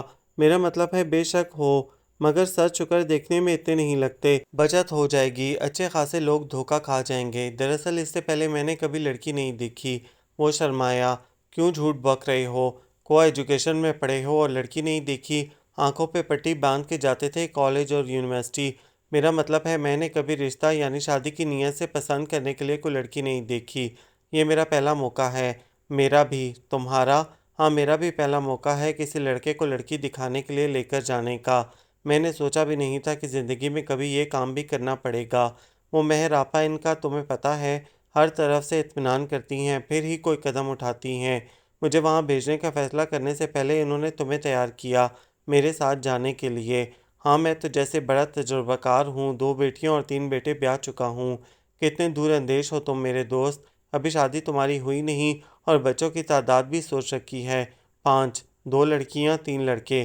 ویسے یار آج کے زمانے کے لحاظ سے 5 بچے زیادہ نہیں ہیں، 2 تم گود لے لینا، کیونکہ جس طرح تم باتوں میں وقت ضائع کر رہے ہو اس سے تو یہی لگتا ہے نہ تم رشتہ دیکھنے جاؤ گے نہ تمہاری شادی ہوگی، نہ بچے، پھر تمہاری سونی زندگی میں رنگ بھرنے کے لیے میرے 5 بچوں میں سے ہی 1-2 کام آ جائیں گے۔ یہ بتاؤ کیا پہن کے جاؤں؟ یہ سوال غور طلب ہے۔ پھر کرو غور۔ کر لیا۔ اچھا کیا پہنوں؟ کپڑے۔ چند سیکنڈ علی اسے کھا جانے والی نظروں سے گھورتا رہا، پھر ممنوع انداز میں اس کے ہاتھ تھام کے ان کی پشت پہ بوسہ دیتے ہوئے بولا، پیرو مرشد آپ نہ بتاتے تو میں تو وہاں پتے باندھ کے جانے والا تھا۔ ہیں یہ کیا چیز ہے؟ دونوں ٹھٹک کے رکے تھے۔ چیز نہیں انسان ہے، علی نے ذرا آگے ہو کر غور سے جائزہ لیتے ہوئے کہا، اور پھر چادر کا کونا ذرا سا اٹھا کے دیکھنے کے بعد دوبارہ منہ ڈھکتے ہوئے اضافہ کیا، بلکہ ہے نہیں تھا۔ کیا مطلب؟ پڑا پڑا انسان سے مگرمچھ ہو گیا ہے؟ نہیں یار، بیچارہ شاید کسی لمبے سفر پہ جا رہا تھا، تھک کے لیٹا اور یہیں ہارٹ فیل ہو گیا۔ پیچھے ہٹو، مجھے دیکھنے دو۔ مقبول کے اندر کا ڈاکٹر جاگا۔ شاید یہ بھی زندہ ہو اور اسے میری ٹریٹمنٹ کی ضرورت ہو۔ یار خدا کا واسطہ ہے، مرے ہوں کو تو بخش دو، زندوں کو تو تمہاری ٹریٹمنٹ جہاں پہنچاتی ہے یہ آلریڈی وہاں جا چکا ہے، اب اسے اور کتنا آگے پہنچاؤ گے؟ فی الحال اسے کسی اور چیز کی ضرورت ہے۔ کس کی؟ سواری کی، علی نے جھلا کر کہا، پھر جیب میں ہاتھ ڈالا۔ ظاہر ہے پیسوں کی، مگر تم خود ہی کہہ رہے ہو کہ یہ اوپر جا چکا ہے، پر وہاں خرچہ پانی کی کیا ضرورت ہے؟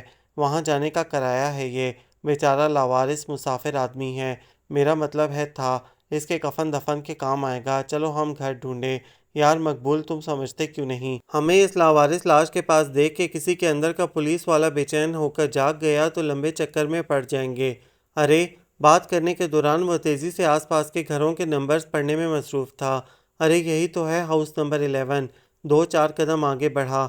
اوئے ہوئے، یہ تو بڑی بدشگونی ہو گئی۔ تم جس گھر پہ رشتہ دیکھنے آئے ہو اسی کے باہر لاش۔ تم ذرا انڈین ڈرامے کم دیکھا کرو۔ بدشگونی۔ اس نے کال بیل دبانے کے لیے ہاتھ بڑھایا ہی تھا کہ مقبول نے روک دیا۔ 1 منٹ۔ علی نے سوالیہ نظروں سے اسے دیکھا۔ اچھے کام کے لیے جا رہے ہو، پہلے ایک اچھا کام کرتے جاؤ۔ کیوں نہیں؟ علی نے بلا توقف اسے گلے لگا لیا۔ بس اب خوش؟ بیوقوف انسان، میں اس کی بات کر رہا ہوں۔ مقبول نے ذرا فاصلے پہ پڑے اس وجود کی جانب اشارہ کیا۔ میں ایک ڈاکٹر ہوں، مجھے چیک کرنا چاہیے تھا کہ اس کی موت کس وجہ سے ہوئی، اور یہ کہ اسے فوت ہوئے کتنی دیر گزری ہے۔ یار میری سمجھ میں نہیں آتا ان سب کا فائدہ کیا ہے؟ مرنے والا مر گیا، تم نے اپنی ڈاکٹری ضرور دکھانی ہے۔ ہم رکھ تو آئے ہیں پیسے، وہ مرا ہوا آدمی خود جا کے کفن خریدے گا۔ یار واقعی یہ تو ہے، ہم نے تو بے حسی کی انتہا کر دی۔ کم از کم فاتحہ تو پڑھنی چاہیے تھی، اور اس کی تلاشی لے کر اس کا ایڈریس وغیرہ بھی معلوم کرنا چاہیے۔ چلو آؤ۔ دونوں دوبارہ مڑے۔ بھائی صاحب 1 منٹ بات سنیں۔ مقبول نے حیرت سے علی کو دیکھا، جو پاس سے گزرتے ایک شخص سے رکنے کی استدعا کر رہا تھا۔ یہ بیچارہ شخص مسافر تھا اور دل کا مریض بھی۔ اس وقت اس کی لاش لاوارث پڑی ہے۔ اگر آپ کچھ امداد کر دیں تو اس کا آخری دیدار کر لیں گے۔ اس شخص نے تعجب بھری نظر سے علی کے لچکتے سوٹڈ بوٹڈ سراپے کو دیکھا اور کچھ تذبذب کے ساتھ والیٹ سے 100 روپے کے 2 نوٹ نکال کر نیچے رکھ دیے۔ خولا نزدیکی سٹور سے بیکنگ پاؤڈر لے کر واک کرتی واپس آ رہی تھی، جب گھر کے قریب ہی ان 2 لڑکوں میں سے ایک نے اسے روکا۔ مس، ہم اس لاوارث لاش کے لیے چندہ مانگ رہے ہیں۔ میرے پاس رکھوا کے گئے تھے آپ اپنی چندہ؟ وہ بھی خولا تھی۔ الٹا سوال کر کے دونوں کو بغلیں جھانکنے پر مجبور کر دیا۔ اور یہ جو مر گیا ہے، یہ اب چندہ کا کرے گا کیا؟ آپ کو لینی ہے تو آپ اپنے لیے مانگیں۔ وہ ان دونوں کو ہکا بکا چھوڑ کے آگے بڑھ گئی۔ ارے کمال لڑکی ہے، علی بڑبڑایا۔ وہی ہے یار، یہ تو وہی ہے۔ مقبول نے اسے ہاؤس نمبر 11 کے گیٹ کے اندر جاتے دیکھ کر نعرہ لگایا۔ وہی تو میں کہہ رہا ہوں کمال۔ علی کی نظروں نے بھی یہ منظر دیکھا، اور اس کے باقی کے الفاظ لبوں کے پیچھے دم توڑ گئے۔ مارے گئے، 100% مارے گئے۔ اب اس لاوارث لاش کے نہیں بلکہ اپنے کفن دفن کے انتظامات کے بارے میں سوچو۔ دادو کہتی تھیں جب کوئی انسان ہدایت پاتا ہے اور نیکی کے راستے پہ چلتا ہے تو شیطان بھیس بدل بدل کے اس کا راستہ کھوٹا کرتا ہے اور اسے بہکانے کی کوشش کرتا ہے۔ مصیبت کے وقت نانی یاد آتی ہے، یہ تو سنا تھا۔ تمہیں دادو یاد آ رہی ہیں؟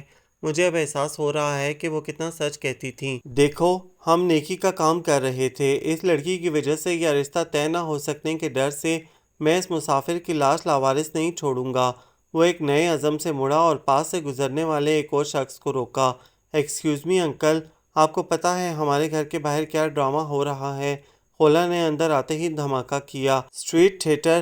سدرا ایکسائٹڈ ہوئی۔ وہ کالی کوٹھی والوں کا مالی ہوگا، ہر تیسرے دن اسٹریٹ میں مجمع لگا کے بیوی سے لڑتا ہے۔ گھٹیا شخص۔ حبیبہ نے ان کی معلومات میں اضافہ کیا۔ باہر 2 ہینڈسم گائز کسی لاوارث لاش کے لیے چندہ اکٹھا کر رہے ہیں۔ بیوقوف ہیں، عیدی والوں کو فون کر دیتے، حبیبہ نے رائے دی۔ ان کا کہنا ہے کہ وہ نہ صرف اس کے کفن دفن کا انتظام کر کے دفنانا چاہتے ہیں بلکہ اس کے گھر تک بھی اسے پہنچانا چاہتے ہیں، اس کے خاندان والوں کے پاس۔ ہیں کون سر پھرے؟ چلو دیکھتے ہیں۔ حبیبہ اٹھ کھڑی ہوئی۔ رہنے دیں خالہ، بیکار میں 200-300 دینے پڑیں گے۔ سدرا نے الگ سی دکھائی۔ کہاں ہیں دونوں ہینڈسم؟ حبیبہ نے باہر نکل کے گردن گھما گھما کے چاروں طرف دیکھا۔ کسی ذی روح کا نام و نشان نہ تھا۔ ابھی تو یہی تھے، وہ لاش وہ رہی۔ اس کی نشاندہی پہ حبیبہ نے دیکھا۔ او ہو، اسے بھی ہمارے گھر کے سامنے ہی مرنا تھا۔ وہ بڑبڑائی تو خولا نے ناپسندیدہ نظروں سے اسے گھورا۔ حد ہے بے حسی اور سفاکی کی۔ تمہیں میری بات پر اعتراض ہے تو تم اسے اپنے گھر کے سامنے لے جا کے مار دو۔ یہ چادر تو ہمارے گھر کی ہے۔ حبیبہ پرتجسس انداز میں آگے بڑھتے ہوئے بولی۔ اس نے پیروں کی جانب سے چادر کا ایک کونا اٹھا کر چیک کیا۔ ہاں، یہ نشان بھی ہمارے لانڈری والے کا ہے۔ کیا ڈھیٹ چور ہے، چوری کی چادر لیے مزے سے مر گیا۔ مجھے تو لگتا ہے یہ پورا گینگ ہے، پلاننگ کے ساتھ کسی نہ کسی ایریا میں یہی ڈرامہ کرتے ہوں گے۔ 2-3 گھنٹے اسی بہانے وہاں گزارنے کا موقع مل جاتا ہوگا، سارے بھید لے کر پھر کرتے ہوں گے واردات۔ وہ دور کی کوڑی لائی جس پہ حبیبہ فوراً متفق ہو گئی۔ ہاں ٹھیک کہہ رہی ہو، کیا غضب کا شاطرانہ دماغ پایا ہے ان لوگوں نے۔ کوئی شک بھی نہیں کرتا ہوگا، الٹا دوسروں کی ہمدردی وصولتے ہوں گے۔ اب کیا کریں؟ خولا نے مستعدی سے پوچھا، جیسے حبیبہ کا اذن ملتے ہی وہ جرائم پیشہ عناصر پہ حلہ بول دینے والی ہو۔ اب حبیبہ نے پل بھر کے لیے سوچا، پھر فیصلہ سنا دیا۔ اب ہم جا کے شاور لیتے ہیں اور تیار ہوتے ہیں، مہمان آنے ہی والے ہوں گے۔ حد کرتی ہیں آپ کے ہمسائے میں اس وقت کسی کے سر پہ خطرے کے بادل منڈلا رہے ہیں اور آپ کو شاور لے کر تیار ہونے کی پڑی ہے، تو اور کیا کروں؟ گھر گھر جا کے دروازے کھٹکھٹاؤں؟ وہ چڑھ گئی۔ اس لاش کی تلاشی لیتے ہیں۔ دماغ خراب ہے تمہارا؟ حبیبہ نے یہ آئیڈیا مسترد کر دیا۔ اب میں لاشوں کی تلاشی لیتی پھروں؟ پھر کہو گی اس کا پوسٹ مارٹم بھی کر ڈالتے ہیں۔ آپ رہنے دیں، میں خود دیکھتی ہوں، شاید اس کی جیب سے ان مجرموں کا کوئی سراغ نکل آئے۔ خولا آستینے پلٹتی بڑے جوش سے آگے بڑھی۔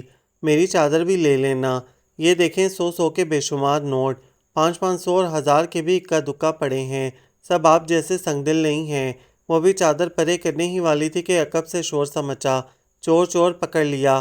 اس نے گھبرا کے دیکھا، وہی دونوں ہینڈسم سر پہ کھڑے تھے۔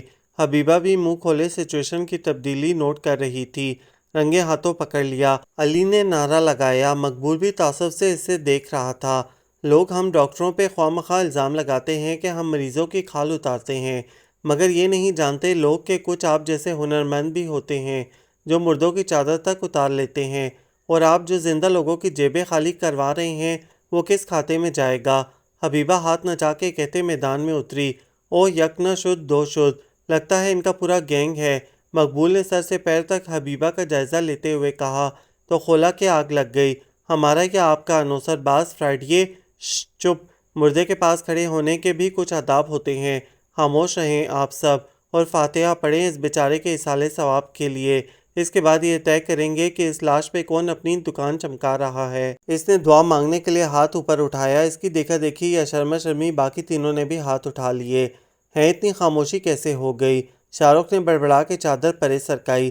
جب تک میرے سرہانے کھپ نہ پڑی ہو سوات کی نیند نہیں آتی۔ اس کی بڑبڑاہٹ پہ چاروں نے یک وقت اپنی آنکھیں کھولیں۔ وہ کپڑے جھاڑتا ہوا اٹھ رہا تھا۔ چاروں نے بے ساختہ چیخیں ماری۔ حبیبہ نے پہلی چیخ کے دوران ہی شاہ رخ کے شرمندہ چہرے کو دیکھا اور فل سٹاپ لگا دیا۔ شاہ رخ تم؟ جی بی بی جی، وہ شرمندگی سے کان کھجانے لگا۔ تو آپ دونوں ساتھی ہیں؟ علی نے حبیبہ کو گھورا۔ نہیں جی، ساتھی کہاں، یہ مالک میں نوکر زاد۔ اور کتنے لوگ ہیں آپ کے گروہ میں؟ یہ کیا کہہ رہے ہیں آپ؟ وہی جو سچ ہے، آپ لوگ سیدھے سادے لوگوں کے جذبات سے کھیل کر پیسے بٹورتے ہیں۔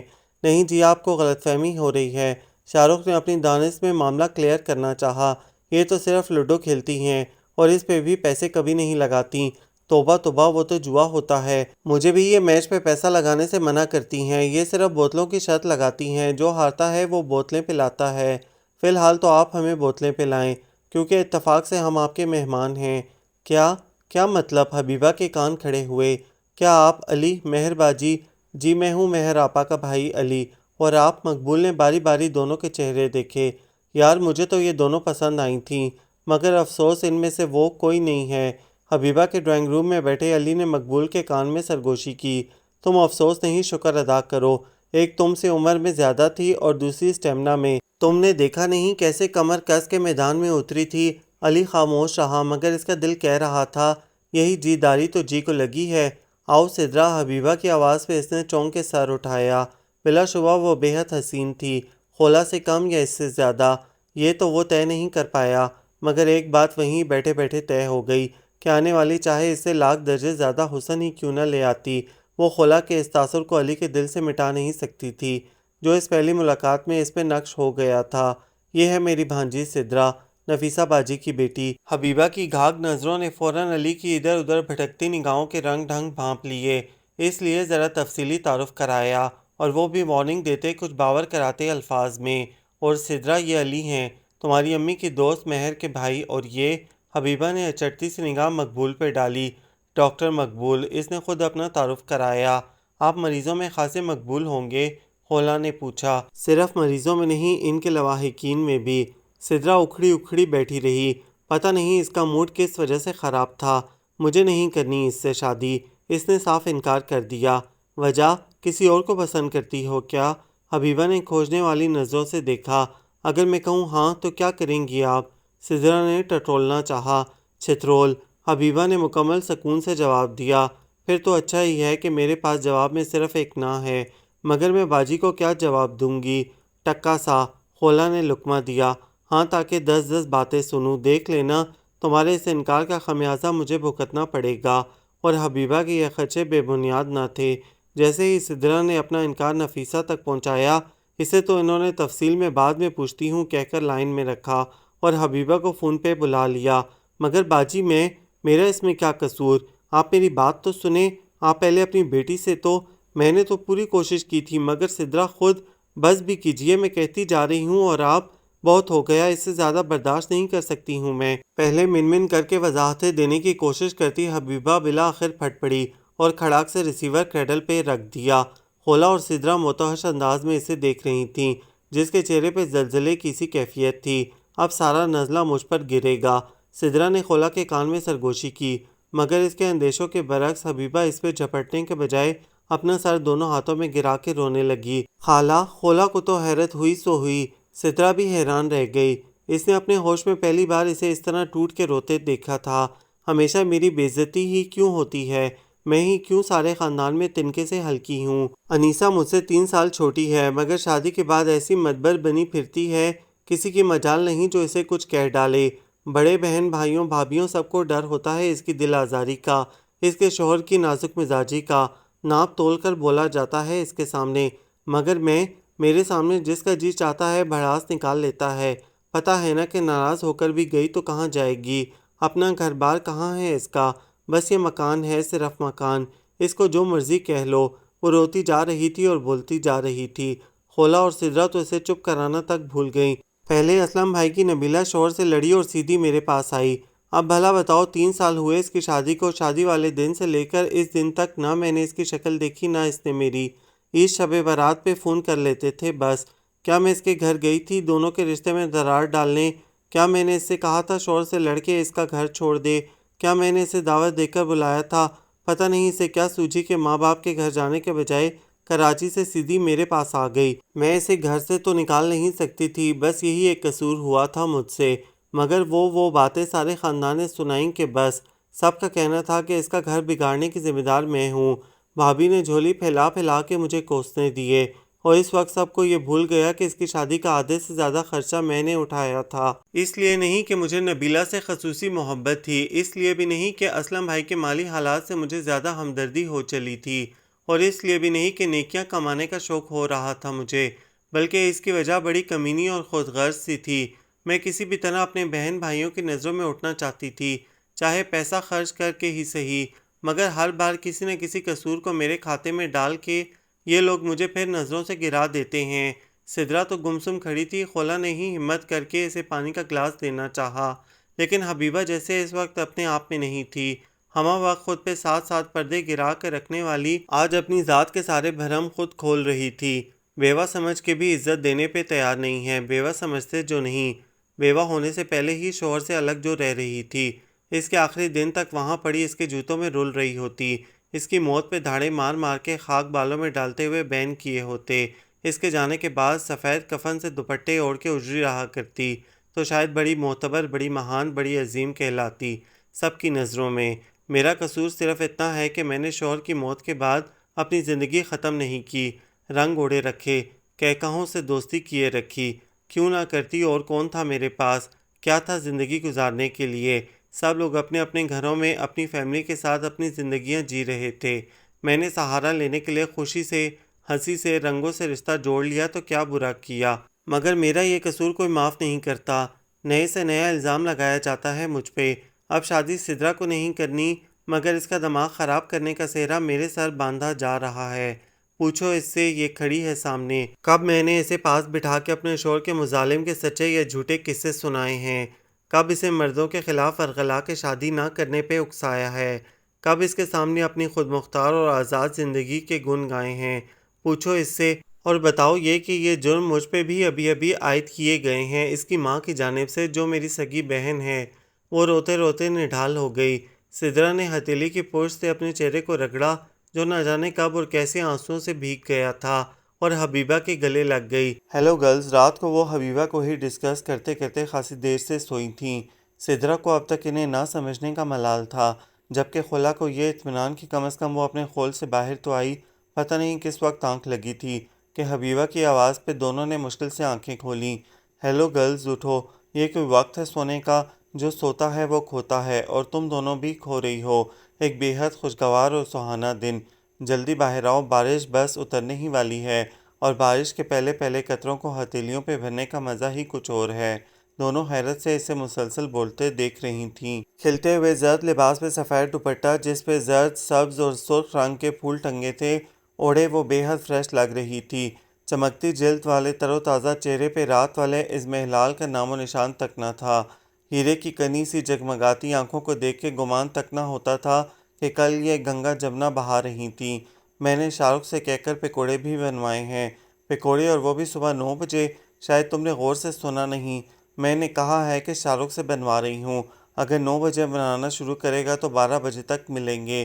اپنی بات کے اختتام پہ اس نے خود ہی ایک جاندار کہکا لگایا، اور خولا اور سدرا جو رات دیر تک یہ طے کرنے میں مصروف رہی تھیں کہ ان میں سے کون حبیبہ کو اس ڈپریشن اور فرسٹریشن سے باہر لانے میں کامیاب ہوگا، اب کھسیائی سی ہنسی کے ساتھ اس کے زندگی سے بھرپور کہکوں کا ساتھ دے رہی تھیں۔ "What are you mad? Yes I am. پیار میں انسان پاگل ہو ہی جاتا ہے۔ مائی گاڈ، ایک ملاقات کو تم پیار کا نام دے رہے ہو، اور ملاقات بھی وہ جس میں تم دونوں نے ایک دوسرے پہ پنجے تیز کرنے کے علاوہ کچھ نہیں کیا۔ پہلی ملاقات میں تم ایک مشرقی لڑکی اور مشرقی لڑکے سے کیا توقع رکھ سکتے ہو؟ علی شرمایا۔ مشرقی، یوں کہو کہ ایک مشرق دوسرا مغرب۔ تم دونوں میں کوئی ایک بھی قدر مشترک ہے؟ ہاں ہے، علی نے بلا توقف کہا۔ مثلاً؟ ہاں، اس کا نام بھی 3 حرفی ہے اور میرا بھی۔ اس کے بال بھی کالے ہیں اور میرے بھی۔ ہاں، اور اس کی بھی 2 آنکھیں، 2 کان اور 1 ناک ہے، اور تمہاری بھی۔ مقبول نے شرمندہ کرنا چاہا، وہ قدرے ہوا بھی۔ یار کیا کروں، محبت تو ایسے ہی ہوتی ہے، اچانک، کسی وائرس کی طرح اٹیک کرتی ہے۔ اس کی کوئی خاص وجہ تو ہوتی نہیں جو میں بیان کروں، مگر اپنی مہر آپا سے تو تمہیں کچھ نہ کچھ بیان کرنا ہوگا۔ ان سے کیا کہو گے؟ ان سے؟ اس نے ثانیہ بھر کو سوچا، پھر کھل اٹھا۔ ان سے کہہ دوں گا کہ سدرا مقبول کو پسند ہے۔ ہرگز نہیں، مجھے قربانی کا بکرا بنانے کی ضرورت نہیں۔ اس نے صاف انکار کر دیا۔ دیکھو میرے دوست، تمہیں کہیں نہ کہیں تو شادی کرنا ہے، کبھی نہ کبھی گھر بسانا ہے، پھر اب کیوں نہیں؟ سدرا کیوں نہیں؟ کیونکہ مقبول نے اسے اصل وجہ بتانے کا فیصلہ کر لیا۔ مہر کا فون آیا تھا، نفیسہ نے سرد لہجے میں سدرا کو بتایا۔ تو آپ نے بتا دیا تھا انہیں میرا جواب؟ اس کی نوبت نہیں آئی، اس نے پہلے ہی اپنا جواب سنا دیا۔ وہ خاصا چبا چبا کے بولی۔ یعنی میں بھی اسے پسند نہیں آئی؟ سدرا چہک اٹھی۔ دیکھا بھلا یہ رشتہ بھی جم سکتا تھا، نہ وہ مجھے پسند نہ میں اسے پسند۔ وہ تمہیں کیوں نہیں پسند آیا یہ میں نہیں جانتی، مگر تم اسے اس لیے پسند نہیں آئیں کہ تم نے اپنی دوست کو جو آگے آگے رکھا تھا۔ مہر بتا رہی تھی کہ علی کو خولا پسند آئی ہے۔ واؤ، مزہ آئے گا۔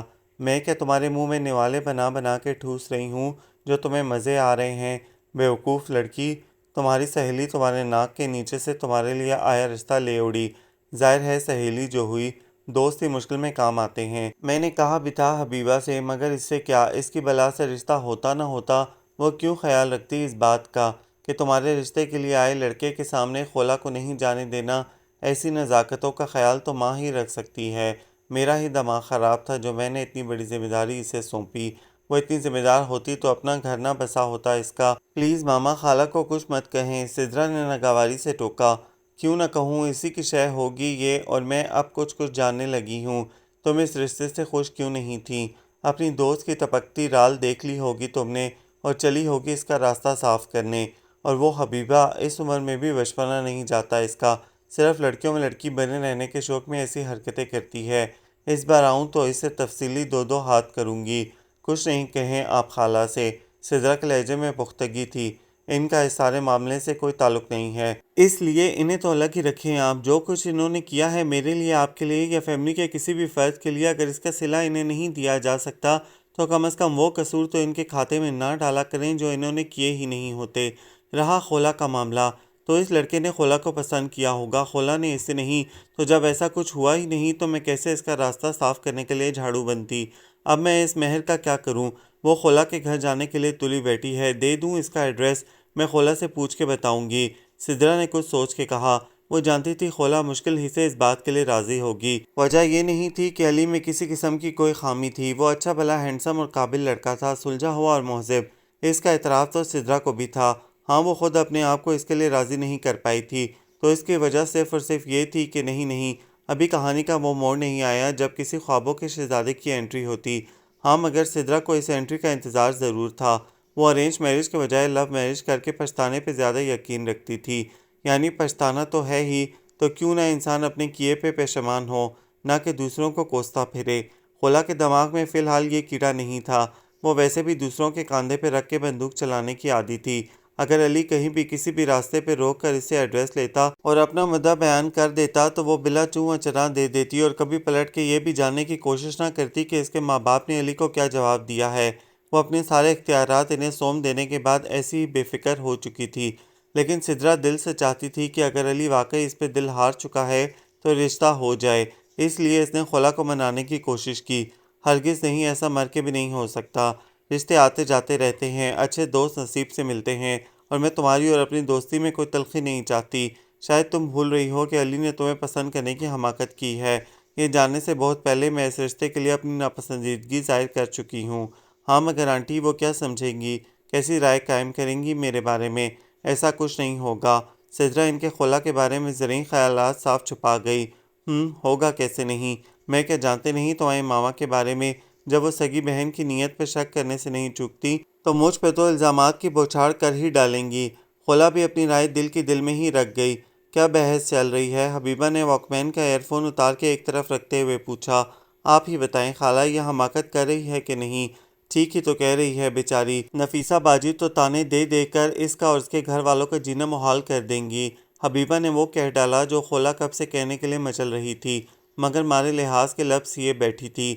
اور علی میں ایسے کون سے سرخاب کے پر لگے ہیں وہ اس کی خاطر اپنی اتنی عزت افزائی کرائے؟ ہاں، کوئی محبت ہوتی تو سوچا بھی جا سکتا تھا۔ بھئی عشق میں تو جوتے بھی کھا لیے جاتے ہیں۔ خولا جھوم ہی تو اٹھی۔ میں بھی یہی سمجھا رہی تھی اسے، لیکن دوسری طرف یہ بھی سچ ہے کہ اگر علی میں سرخاب کے پر نہیں لگے تو تم میں تو سرے سے کوئی بھی پر نہیں لگے۔ اتنی لمبی تمہاری زبان ہے، عام سی شکل و صورت، خاص سلیقہ ولیقہ بھی نہیں ہے۔ ایکسرسائز کر کے لاکھ جتنوں سے اپنے جسے کو قابو میں کر رکھا ہے، ورنہ ٹن ٹن بنی ہوتی۔ والد تمہارے حق حلال کمانے والے سرکاری ملازم، بھائی بھی بینک کا معمولی عہدیدار، کرائے کا گھر۔ نہ تم کوئی ایسی توپ قسم کی تعلیم حاصل کر رہی ہو کہ ڈگری ملتے ہی 20-30 ہزار کی ملازمت مل جائے۔ ایسا ہوتا تو شاید اسی لالچ میں کوئی اندھا ہو جاتا۔ اب ایسے میں اگر علی ستاروں کی گردش کا شکار ہو ہی گیا ہے تو تم کیوں اپنی قسمت کے دروازے بند کر رہی ہو؟ اس بار جھومنے کی باری سدرا کی تھی، اور خولا وہ دیدے پھاڑے حبیبہ کو دیکھ رہی تھی۔ آپ زیادتی کر رہی ہیں۔ بہت مشکل سے وہ اتنا کہہ پائی۔ زیادتی تو تم کر رہی ہو، وہ بھی اپنے ساتھ۔ بس سن لیا، اب تو مان جاؤ۔ یہ صرف میرا ہی نہیں، خالہ کا بھی خیال ہے کہ علی سے بہتر چوائس تمہارے لیے اور ہو ہی نہیں سکتی۔ تم کم از کم یہ مرحلہ تو طے کرنے دو۔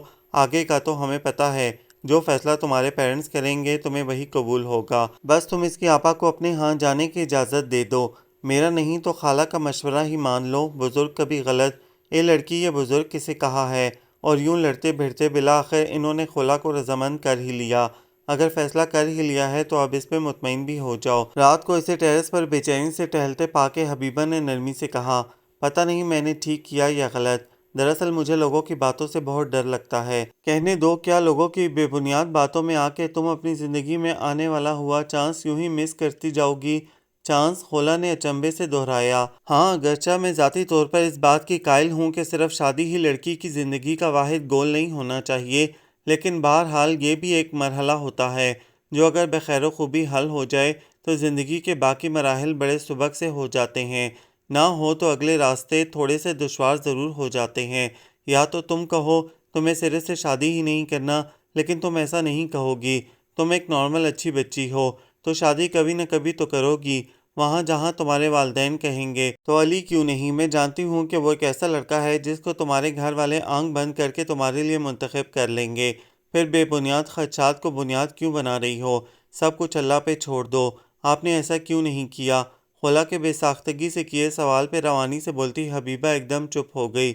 اسے کوئی جواب نہ سوجا تو آہستگی سے پلٹ کے اندر جانے لگی۔ بتائیں نا حبیبہ جی، آپ نے اپنی زندگی کے راستے سبک کرنے کے بارے میں کیوں نہیں سوچا؟ خولا کے سوال نے ایک بار پھر اس کے قدم روکے۔ اگر صرف سوچنے سے سب ہونے لگے تو؟ عذرتگی سے کہتے کہتے وہ پھیکے پن سے مسکرائی، مڑ کے اسے دیکھا اور اپنے لہجے میں زبردستی کی بشاشت پیدا کرتے ہوئے کہنے لگی، دراصل مجھے دیکھ کے کسی کے ستارے گردش میں آئے ہی نہیں۔ کون کسی ایسی عورت سے شادی کرنا چاہتا جو شادی کے چھٹے مہینے بغیر کسی وجہ کے اپنے شوہر کو چھوڑ کے میکے آ بیٹھی ہو، اس کے مسلسل منانے اور منت سماجت کرنے پہ بھی اس کی نہ ہاں میں نہ بدلی ہو، جس کی ضد کو شوہر کے ایکسیڈنٹ نے بھی نہ توڑا ہو، اور وہ زندگی اور موت کی کشمکش میں مبتلا اس شخص کو ایک نظر دیکھنے اسپتال تک نہ گئی ہو۔ اتنا سب جاننے کے بعد کون آتا میرا طلبگار بن کے، ایک بے حس، سنگ دل، کٹھور اور خود غرض عورت کو اپنی زندگی میں شامل کرنے۔ حبیبہ نے خولا کو قائل کرنے کے لیے یہ کہہ تو دیا کہ میری زندگی میں ایسا کوئی چانس نہیں آیا ہوتا تو میں ضرور اس سے فائدہ اٹھاتی، تمہاری طرح لوگوں کی باتوں کے ڈر سے ہاتھ سے نہ گواتی، مگر وہ نہیں جانتی تھی اگلے ہی روز اس کے اپنے کہے الفاظ اس کا امتحان لینے اس کے سامنے آن کھڑے ہوں گے۔ علی کی مہر آپا خولا سے ایڈریس لینے کے بعد اگلی ہی فلائٹ سے سیدھی پاکستان آ ٹپکیں۔ یہ یہاں کس لیے آئی ہیں؟ خولا بے حد گھبرا گئی۔ جانا ہے تو میرے گھر جائیں، لیکن انہیں اتنی جلدی کیا تھی بھلا؟ ابھی میں گھر پہ تو بتا دیتی۔ وہ سٹپٹائی ہوئی لگ رہی تھی۔ مجھے لگتا ہے جلدی بہن کو نہیں بھائی کو ہے، یعنی علی کو۔ سدرا نے خیال ظاہر کیا۔ مجھے ایسی خاص جلدی نہیں تھی، میں تو پوری تیاری کے ساتھ آنا چاہتی تھی، لمبی چھٹی لے کر، تاکہ ایک ہی بار شادی کر کے جاؤں علی کے گھر۔ مہر نے وضاحت پیش کی۔ مقبول کے بلانے پہ آنا پڑا، وہ میرے لیے بھائی سے کم نہیں۔ میں نے سوچا علی کا معاملہ تو ہوتا رہے گا، وہ اپنی بات سے مکرنے والا نہیں، مگر مقبول جو پٹھے پر ہاتھ نہیں دھرنے دیتا تھا، آج مانا ہی ہے تو یہ موقع گنوانا نہیں چاہیے۔ آپ بھی موقع نہیں گنوانا چاہتیں؟ ادھر ہماری خالہ کے بھی یہی خیالات ہیں، خولا کو وہ یہی سمجھا رہی تھیں۔ سدرا نے خواہ مخواہ درمیان میں دخل دیا۔ ہاں مجھے بھی یہی لگتا ہے، تمہاری خالہ کوئی موقع ہاتھ سے جانے نہیں دیتی۔ مہر نے بڑی چپتی نظروں سے حبیبہ کا جائزہ لیتے ہوئے اس سے بھی زیادہ چپتے لہجے میں کہا، جس پہ حبیبہ نے خاصا چونک کر انہیں دیکھا۔ مقبول علی کا بچپن کا دوست ہے۔ کس کے بچپن کا؟ سدرا نے وہ سوال پوچھا جو ان دونوں کو دیکھنے کے بعد سبھی کے دل میں پیدا ہوا تھا۔ ظاہر ہے علی کے بچپن کا۔ مقبول سے جب اس کی دوستی ہوئی تو وہ تھا کوئی 20-21 سال کا، اور میرا علی ابھی 13 یا بمشکل 14 کا ہوگا۔ فٹ بال کا بڑا اچھا کھلاڑی تھا۔ کون؟ یہ پھر سدرا تھی۔ ظاہر ہے علی اور کون؟ وہ بدمزہ سی ہوئیں بار بار کے ٹوکنے کے عمل سے۔ اتنا اچھا کھیلتا تھا اسکول کے دنوں سے ہی کہ سوسائٹی کے کلب نے اسے فٹ بال کی ٹیم میں سلیکٹ کر لیا۔ یہ ساری ٹیم میں سب سے کم عمر تھا، مگر ماشاءاللہ قد کاٹ کی وجہ سے سب کے برابر لگتا تھا، اور کپتان تھا ٹیم کا۔ ظاہر ہے آپ کا علی۔ سدرا کی زبان پہ کھجلی ہوتی چلی جا رہی تھی۔ نہیں مقبول، کمال ہے، فٹ بال آپ کا علی سب سے اچھا کھیلتا تھا، اور کپتانی سونپ دی انہوں نے مقبول صاحب کو۔ سخت دھاندلی ہوئی ہے یہ۔ سلیکشن ٹیم میں کوئی ماما چاچا ہوگا۔ کس کا؟ اس بار سوال مہر کی جانب سے ہوا۔ ظاہر ہے مقبول صاحب کا۔ نہیں خیر ایسی کوئی بات نہیں، اچھا کھیلتا تھا وہ بیچارہ بھی۔ او آئی سی، یعنی اچھا کھیلنے والے بیچارے ہوتے ہیں۔ سدرا نے سمجھداری سے سر ہلایا۔ توبہ، گھر جا کے علی کا سر ماتھا چوموں گی کہ شاباش ہے تمہاری دور اندیشی کو جو بروقت فیصلہ کر لیا۔ مہر بڑبڑائیں۔ حبیبہ ابھی تک الجھی بیٹھی تھی۔ اس بیکار کی بحث سے وہ جزبز ہوئی۔ آپ کچھ کہہ رہی تھی مہر باجی؟ ہاں وہ میں مقبول کے بارے میں بتا رہی تھی۔ آف موڈ کے ساتھ انہوں نے بتانا شروع کیا۔ وہ شادی کے لیے مان گیا ہے۔ دیر آئد درست آئد، سدرا نے لقمہ دیا۔ اب یہ تو پتہ نہیں کہ درست آئد کہ غلط آئد۔ وہ پھر بڑبڑائیں۔ اور شادی کے لیے اس نے اپنی پسند بھی بتا دی ہے۔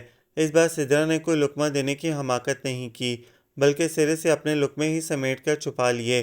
اسے اپنی فکر پڑ گئی تھی۔ لو اتنی مشکل سے پیچھا چھڑایا ہے ایک سے، اور یہ دوسرا دیدے گاڑ کے بیٹھ گیا ہے۔ وہ حبیبہ سے شادی کرنا چاہتا ہے۔ کیا؟ حبیبہ اپنی سیٹ سے اچھل پڑی۔ دماغ تو خراب نہیں ہو گیا آپ کے مقبول صاحب کا؟ لگتا تو یہی ہے، مہر نے صاف گوئی سے کہا۔ اور جن کے دماغ خراب ہو جائیں ان پہ پھر کسی کے سمجھانے بجھانے کا بھی اثر نہیں ہوتا۔ اسی لیے میں نے سوچا اسی کام پہ وقت برباد کرنے کے بجائے میں وہی کر لوں جس کے لیے وہ مچل رہا ہے۔ یعنی آپ؟ سدرا نے غور سے انہیں دیکھا، پھر ایک نظر حبیبہ کے رنگ اڑے چہرے پہ ڈالی۔ یعنی آپ خالہ کا رشتہ لے کر آئی ہیں؟ یہی سمجھ لو۔ آپ کہتی ہیں تو سمجھ لیتے ہیں، ورنہ آپ کے تیور دیکھ کے تو لگتا ہے آپ کوئی پرانا قرضہ مانگنے آئی ہیں۔ آپ جس کام سے بھی آئی ہوں اس کام کو بھول جائیے۔ چائے پئیں، چکن پکوڑا کھائیں، چاکلیٹ کیک چکھیں اور خوشی خوشی اپنے گھر کو جائیں۔ یہ حبیبہ کا بڑا مسکرا کے دیا ہوا مشورہ تھا، جسے سن کر مہر تن فن کرتے اٹھ کھڑی ہوئیں۔ میں نے پہلے ہی کہا تھا مقبول سے کہ کیوں ذلیل کرانا ہے مجھے۔ ایسی چلتی پھرتی بیوہ قیامتیں صرف دنیا کے مزے لیتی ہیں، خود کو اپنی جوانی کا احساس دلانے کے لیے کہ ہاں بھئی ابھی ہے ہم میں خم، ابھی بڑے آ سکتے ہیں پیچھے پیچھے، مگر گھر بسانے پہ کبھی راضی نہیں ہوں گی۔ اور جاتے جاتے پیچھے مڑ کے نہ دیکھا۔ یہ کیا کیا آپ نے خالہ؟ کیوں چکن پکوڑا کم بنا ہے کیا؟ انہیں آفر دے کر برا کیا میں نے؟ خیر وہ کون سے رکی ہیں؟ تم لاؤ ہم مل کے اڑاتے ہیں۔ اس نے انسنی کرتے ہوئے ٹی وی آن کر لیا۔ خالہ ماما کا فون تھا، سدرا نے اطلاع دی، وہ آ رہی ہیں۔ مزید اضافہ بھی کیا، مگر حبیبہ کے اطمینان میں کوئی فرق نہ آیا۔ سدرا نے آگے بڑھ کے چیک کیا، نہ ایئر فون لگا تھا نہ واک مین نظر آ رہا تھا۔ آپ نے سنا؟ اب کہ وہ چلائی۔ ہاں سنا، اور حیرت مجھے تب ہوتی اگر تم ان کے آنے کی اطلاع نہ دیتی۔ انفیکٹ میں نے تو کل ہی شاہ رخ کو ان کے لیے کمرہ سیٹ کرنے کا کہہ دیا تھا۔ شاہ رخ وہ سدرا کو نظر انداز کیے آواز دے رہی تھی۔ جی باجی، وہ جمائیاں لیتا نمودار ہوا۔ نفیسہ باجی کے کمرے میں بھالے، چھریاں، چاقو سب رکھ دینا، انہیں ضرورت ہوگی۔ ہیں جی ضرورت، ان سب چیزوں کی ضرورت؟ ہاں میری تواضع کے لیے۔ خالہ بی سیریس، وہ چڑ گئی۔ میں نے باتھ روم میں نئے تولیے، صابن، شیمپو اور ٹوتھ پیسٹ رکھ دیا ہے، نیا نکور بیڈ کور بچھا دیا ہے، چیتے والا کمبل نکال کے رکھ دیا ہے، کارپٹ پہ ویکیوم کر دیا ہے، ٹیشو پیپر کا نیا ڈبہ بھی رکھ دیا ہے۔ آپ کے جو رشتہ دار آتے ہیں ان کو نزلہ زکام ضرور ہوتا ہے، بڑے ہی ٹیشو پیپر ضائع کرتے ہیں۔ اور ہاں، جائے نماز اور تسبیح بھی رکھ دی ہے، حالانکہ مجھے پتہ نہیں کہ اللہ نے کبھی ان کو نماز پڑھنے کی توفیق بھی دی ہے یا نہیں۔ اے اجنبی، تو بھی کہیں آواز دے کہیں سے۔ وہ ساری کارگزاری بیان کرنے کے بعد بڑے درد بھرے انداز میں گنگناتا نکل گیا۔ میں یہاں ٹکڑوں میں جی رہا ہوں، تو کہیں ٹکڑوں میں جی رہی ہوگی۔ حبیبہ کا سارا دھیان اس کی دور جاتی آواز پہ تھا، وہ جیسے گانے کے ان بولوں میں کھو چکی تھی۔ خالہ میں کچھ کہہ رہی ہوں، ماما کل رات کی فلائٹ سے آ رہی ہیں، تو آنے دو میری جان۔ حبیبہ کے لہجے میں صدیوں کی تھکن سمٹ آئی۔ یہ پہلا موقع نہیں ہے، بہت سے محاذ اکیلے ہی نپٹائے ہیں میں نے۔ ڈونٹ وری، مہر میری دوست ہے، اتنا کہہ رہی ہے تو ایک بار اس سے مل لینے میں کیا حرج ہے؟ ایک بار مل چکی ہوں۔ مگر نفیسہ تلملائیں، وہ آپ کی دوست ہے تو کیا صرف اس کا دل رکھنے کے لیے میں ہر ایرے غیرے سے ملاقات کرتی پھروں؟ تڑپ تو ایسے رہی ہو جیسے پردے میں بیٹھی ہو۔ نفیسہ کو بھی غصہ آ گیا۔ پہلے اس سے اتنی لگاوٹ سے نہیں ملنا تھا، نہیں کرنی تھی اتنی حوصلہ افزائی کہ وہ رشتہ مانگنے پہ تل بیٹھتا۔ باجی وہ دنگ رہ گئی، اتنی نفیس نظر آنے والی عورت کے ایسے خیالات جان کے۔ اگر تمہاری شادی کر کے گھر بسانے کی نیت نہیں ہے تو اسی طرح رہو جیسے بیوائیں رہتی ہیں، یوں کولہوں پہ ٹکی فٹنگ والی قمیضیں پہن کے، بال رنگ کے کاندھوں پہ بکھرائے اور پتلونیں کس کے بیڈمنٹن کھیلنے پہ لوگ غلط فہمی کا شکار تو ہوں گے۔ یعنی آپ کا خیال ہے خود کا خیال رکھنا، زندگی کو زندہ دلی سے جینا، ان سب کا مطلب ہے کہ میں کسی میچ کی تلاش میں ہوں؟ تو اور کیا؟ اگر تم چاہتی ہو کہ تمہاری شادی کے سلسلے میں تم پہ دباؤ نہ ڈالے تو بی ذرا اپنے رنگ ڈھنگ اور اطوار درست کرو، اپنی عمر کے مطابق رہو، تاکہ آئے دن لوگ منگنی کی انگوٹھی ہاتھ میں پکڑے یہاں کے پھیرے نہ لگا رہے ہوں۔ اور اگر یہ سب نہیں کرتی تو کر لو کسی سے نکاح، نام کے آگے مرد کا نام لگا ہوگا تو کوئی انگلی نہیں اٹھائے گا۔ اپنے شوہر کی مرضی سے چاہے پتلون پہن کے بیڈمنٹن کھیلنا، چاہے نکر پہن کے ہاکی۔ سدرا کا بس نہیں چل رہا تھا کہ اپنی ماما کے منہ پہ ہاتھ رکھ دے۔ آج سے پہلے اسے ماما کی صاف گوئی پہ خاصا ناز تھا۔ فخریہ کہتی تھی، میری ماما منافق نہیں ہے، نہ ہی دوغلی، جو دل میں ہوتا ہے وہی زبان پہ ہوتا ہے۔ لیکن آج احساس ہو رہا تھا کہ اگر دل میں یہ سب ہو تو اسے دل میں رکھنا ہی مناسب ہے۔ دل کی باتیں تب زبان پہ لانی چاہیے جب وہ لانے کے قابل ہوں۔ ٹھیک ہے، آپ بلا لیں اپنے مقبول صاحب کو، حبیبہ نے گہری سانس بھرتے ہوئے کہا، مگر اس سے آگے مجھ سے یہ امید نہ رکھیں کہ میں بغیر سوچے سمجھے صرف آپ سب کو مطمئن کرنے کی خاطر اس رشتے پہ رضامندی ظاہر کر دوں گی۔ آپ کو جو شوق سوار ہوا ہے آپ اسے پورا کرنے کی کوشش کر لیں، صرف کوشش۔ خولا نے کھوجتی نظروں سے حبیبہ کے چہرے کو ٹٹولنا چاہا کہ اس وارننگ یا چیلنج کی تہہ میں اتر سکے، مگر ناکام رہی۔ ڈرائنگ روم میں مقبول اور علی ایک بار پھر بیٹھے تھے۔ سامنے والے صوفے پہ آج بھی اس دن کی طرح حبیبہ اور سدرا بیٹھی تھیں، مگر آج کمرے میں چند اور نفوس کا بھی اضافہ تھا۔ نفیسہ کے شوہر سمیع اللہ، مہر اور مہر کا شوہر حمید۔ تو آپ شادی کرنا چاہتے ہیں مجھ سے؟ خلاف توقع حبیبہ نے ڈائریکٹ مقبول سے پوچھ ڈالا۔ جی، مگر آپ کی رضامندی سے۔ وہ اس کے چہرے کی جانب دیکھ کر مسکرایا۔ کچھ باتیں واضح ہو جائیں تو بہتر ہے۔ سمیع اللہ نے کھنگار کر اپنی بات کا آغاز کیا۔ حبیبہ کے پہلے شوہر انور شفیق کی وفات، جی میں جانتا ہوں، مقبول نے ان کی بات کاٹی۔ انور صاحب سے ایک زمانے میں میری سلام دعا رہی ہے، اور میں تب بھی جانتا تھا کہ حبیبہ ان کی بیگم تھیں۔ حبیبہ نے چونک کر اسے دیکھا اور تعجب کے رنگ آنکھوں میں بھرے اس کے چہرے سے شناسائی تلاشنی چاہی۔ او تو بات خاصی پرانی ہے، مہر معنی خیز انداز میں آنکھیں گھماتے ہوئے کہتی زہر لگ رہی تھیں۔ جی خاصی پرانی، مقبول نے تصدیق کی۔ حبیبہ خود پہ گڑی بہن اور بہنوئی کی نظروں سے گھبرا اٹھی۔ مگر میرا نہیں خیال کہ حبیبہ اس بارے میں کچھ جانتی ہوں گی۔ ان سے ایک آدھ بار ہی سامنا ہوا ہوگا میرا، اور وہ بھی سرسری سا۔ انفیکٹ پچھلی بار جب میں ان سے یہاں ملا تھا تب میں بھی فوری طور پر پہچان نہیں پایا تھا۔ آپ؟ حبیبہ نے پوچھنا چاہا۔ میں ان دنوں ہاؤس جاب کرنے کے ساتھ ساتھ ڈاکٹر جلیل کے کلینک میں انہیں اسسٹ بھی کر رہا تھا جب انور صاحب ان کے زیر علاج تھے، اور وہیں پہ آپ۔ پلیز، حبیبہ بے حد موتحش انداز میں اٹھ کھڑی ہوئی، پلیز آپ جا سکتے ہیں۔ حبیبہ، نفیسہ نے تنبیہ کی۔ مہر بھی برا مانتے ہوئے اٹھ کھڑی ہوئی۔ اٹھیے حمید، میں تو مقبول کے کہنے پہ آ گئی، ورنہ پتہ تھا یہاں کیا ہونے والا ہے، جو مرے ہوئے شوہر کو بخشنے پہ تیار نہیں، اس کے کسی واقف کار تک کا نام سنتے ہی اسے کھڑے کھڑے گھر سے جانے کا حکم دیتی ہو۔ وہ کسی اور کو شادی کے بعد کیا مقام دے گی؟ یعنی میری توقع کے عین مطابق آپ لوگ اصلیت سے واقف نہیں ہیں۔ مقبول پہ حبیبہ کی کسی بات کا اثر ہوتا نظر نہیں آ رہا تھا۔ وہ اطمینان سے بیٹھا کہہ رہا تھا، کیسی اصلیت؟ معقول سوال سمیع اللہ کی جانب سے آیا۔ آپ کو کوئی حق نہیں ہے کسی کی اصلیت کسی دوسرے پہ بلا وجہ کھولنے کا۔ حبیبہ نے درستی سے باز رکھنا چاہا۔ ہاں تم تو یہی چاہو گی، جھگڑے کے بعد بھی پھوٹ کر نہیں دیا کہ وجہ کیا تھی؟ مر گیا مرنے والا، تب بھی معاف نہ کیا دل سے، نہ کبھی اس کے لیے فاتحہ پڑھی۔ ان کے فاتحہ پڑھنے سے شاید انور صاحب کی مغفرت ہو جائے، مگر ان کے رسومات پہ عمل نہ کرنے پر بھی جو کچھ انہوں نے انور صاحب کے لیے کیا ہے، اس پہ ان کی روح ضرور حبیبہ کی شکر گزار ہوگی۔ کیا مطلب؟ نفیسہ بے چین ہوئی۔ یار اب بس بھی کرو سسپینس پھیلانا، بات ختم کرو، علی نے ٹہوکا دیا۔ ڈاکٹر جلیل کے ریگولر پیشنٹ تھے انور شفیع صاحب۔ وہ مردانہ بانجھ پن کے مرض کا شکار تھے اور اپنا باقاعدہ علاج کروا رہے تھے۔ ڈاکٹر صاحب نے انہیں دوران علاج شادی کرنے سے روکا تھا، مگر وہ اپنی بیمار والدہ کی خواہش کا احترام کرتے ہوئے مجبوراً شادی کر بیٹھے۔ شادی کے بعد بھی انہوں نے علاج ترک نہیں کیا، بلکہ اب وہ زیادہ شدت سے اپنے مرض کا خاتمہ ہوتے دیکھنا چاہتے تھے۔ انہی دنوں ڈاکٹر جلیل کو 2 مہینے کے لیے انگلینڈ جانا پڑا۔ ان 2 مہینوں میں انور صاحب کی کلینک پہ آمد کا سلسلہ رک گیا، اور 2 ماہ کے بعد جب ڈاکٹر صاحب آئے اور میں نے بھی دوبارہ کلینک جانا شروع کیا، تب انور صاحب اپنی بیگم کے ساتھ آئے۔ ان کی طبیعت ٹھیک نہیں تھی، میرا مطلب ہے حبیبہ صاحبہ کی۔ مقبول نے حبیبہ کے فک ہوتے چہرے کی طرف دیکھا۔ کلینک میں ہی گائناکالوجسٹ کے پاس ان کا چیک اپ کرایا گیا اور رپورٹ ملی کہ یہ پریگننٹ ہیں۔ کیا؟ نفیسہ نے حیرت سے بہن کی طرف دیکھا۔ مگر ہمیں تو کبھی پتہ ہی نہیں چلا کہ حبیبہ پر۔ ہاں، کیونکہ اس خبر کی مدت بس چند گھنٹے ہی تھی۔ انور صاحب نے وہیں کلینک میں ہنگامہ کھڑا کر دیا۔ وہ کسی بھی طرح اپنے حواسوں میں نہیں لگ رہے تھے۔ ان کا کہنا تھا کہ اپنی میڈیکل رپورٹ کے مطابق وہ کسی بھی طرح اس کے اہل نہیں ہیں، پھر ان کی بیوی حاملہ کیسے ہو سکتی ہے؟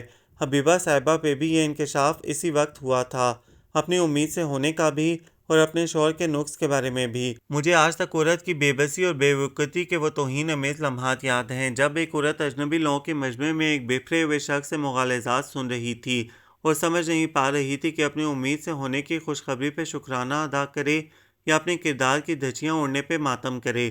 مقبول نے حبیبہ کے چہرے پہ پھیلے آنسو دیکھے اور لمحہ بھر کے لیے چپ ہوا۔ ڈاکٹر جلیل نے بہت مشکل سے معاملے کو ہینڈل کیا۔ اگر انور صاحب صرف ان کے پیشنٹ ہوتے تو وہ اس بدتمیزی اور ہنگامہ آرائی پہ انہیں کلینک سے باہر پھینکوا دیتے، مگر وہ ان کے دوست بھی تھے، اس لیے بمشکل انہیں سمجھا بجھا کے وہ لیبارٹری میں لے گئے ٹیسٹ وغیرہ کرانے کے لیے کہ ایسا ہوتا ہے۔ اکثر کیسز میں علاج ترک کرنے کے کچھ عرصے بعد بہتری کے آثار خود بخود پیدا ہونے لگتے ہیں، مگر جو کچھ وہ کہہ گئے تھے وہ حبیبہ برداشت نہ کر سکیں۔ پھر کلینک میں موجود لوگ ان کی باتیں، طعنے، الزام۔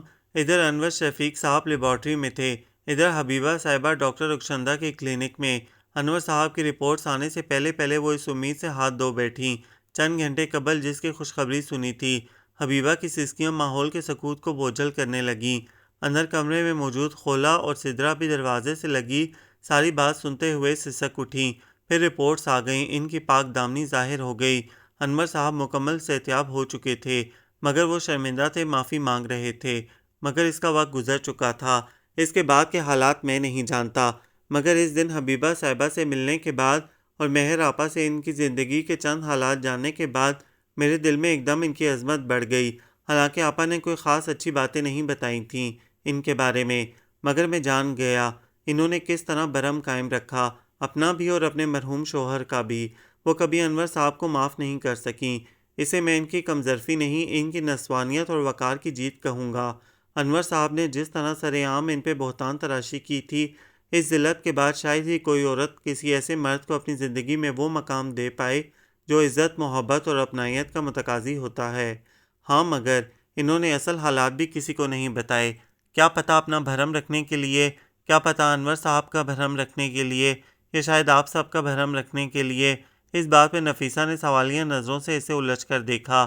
جی آپ سب کا، اپنی خونی رشتوں کا بھرم، کیا پتہ آپ بھی ان کا یقین کرتے یا نہ کرتے۔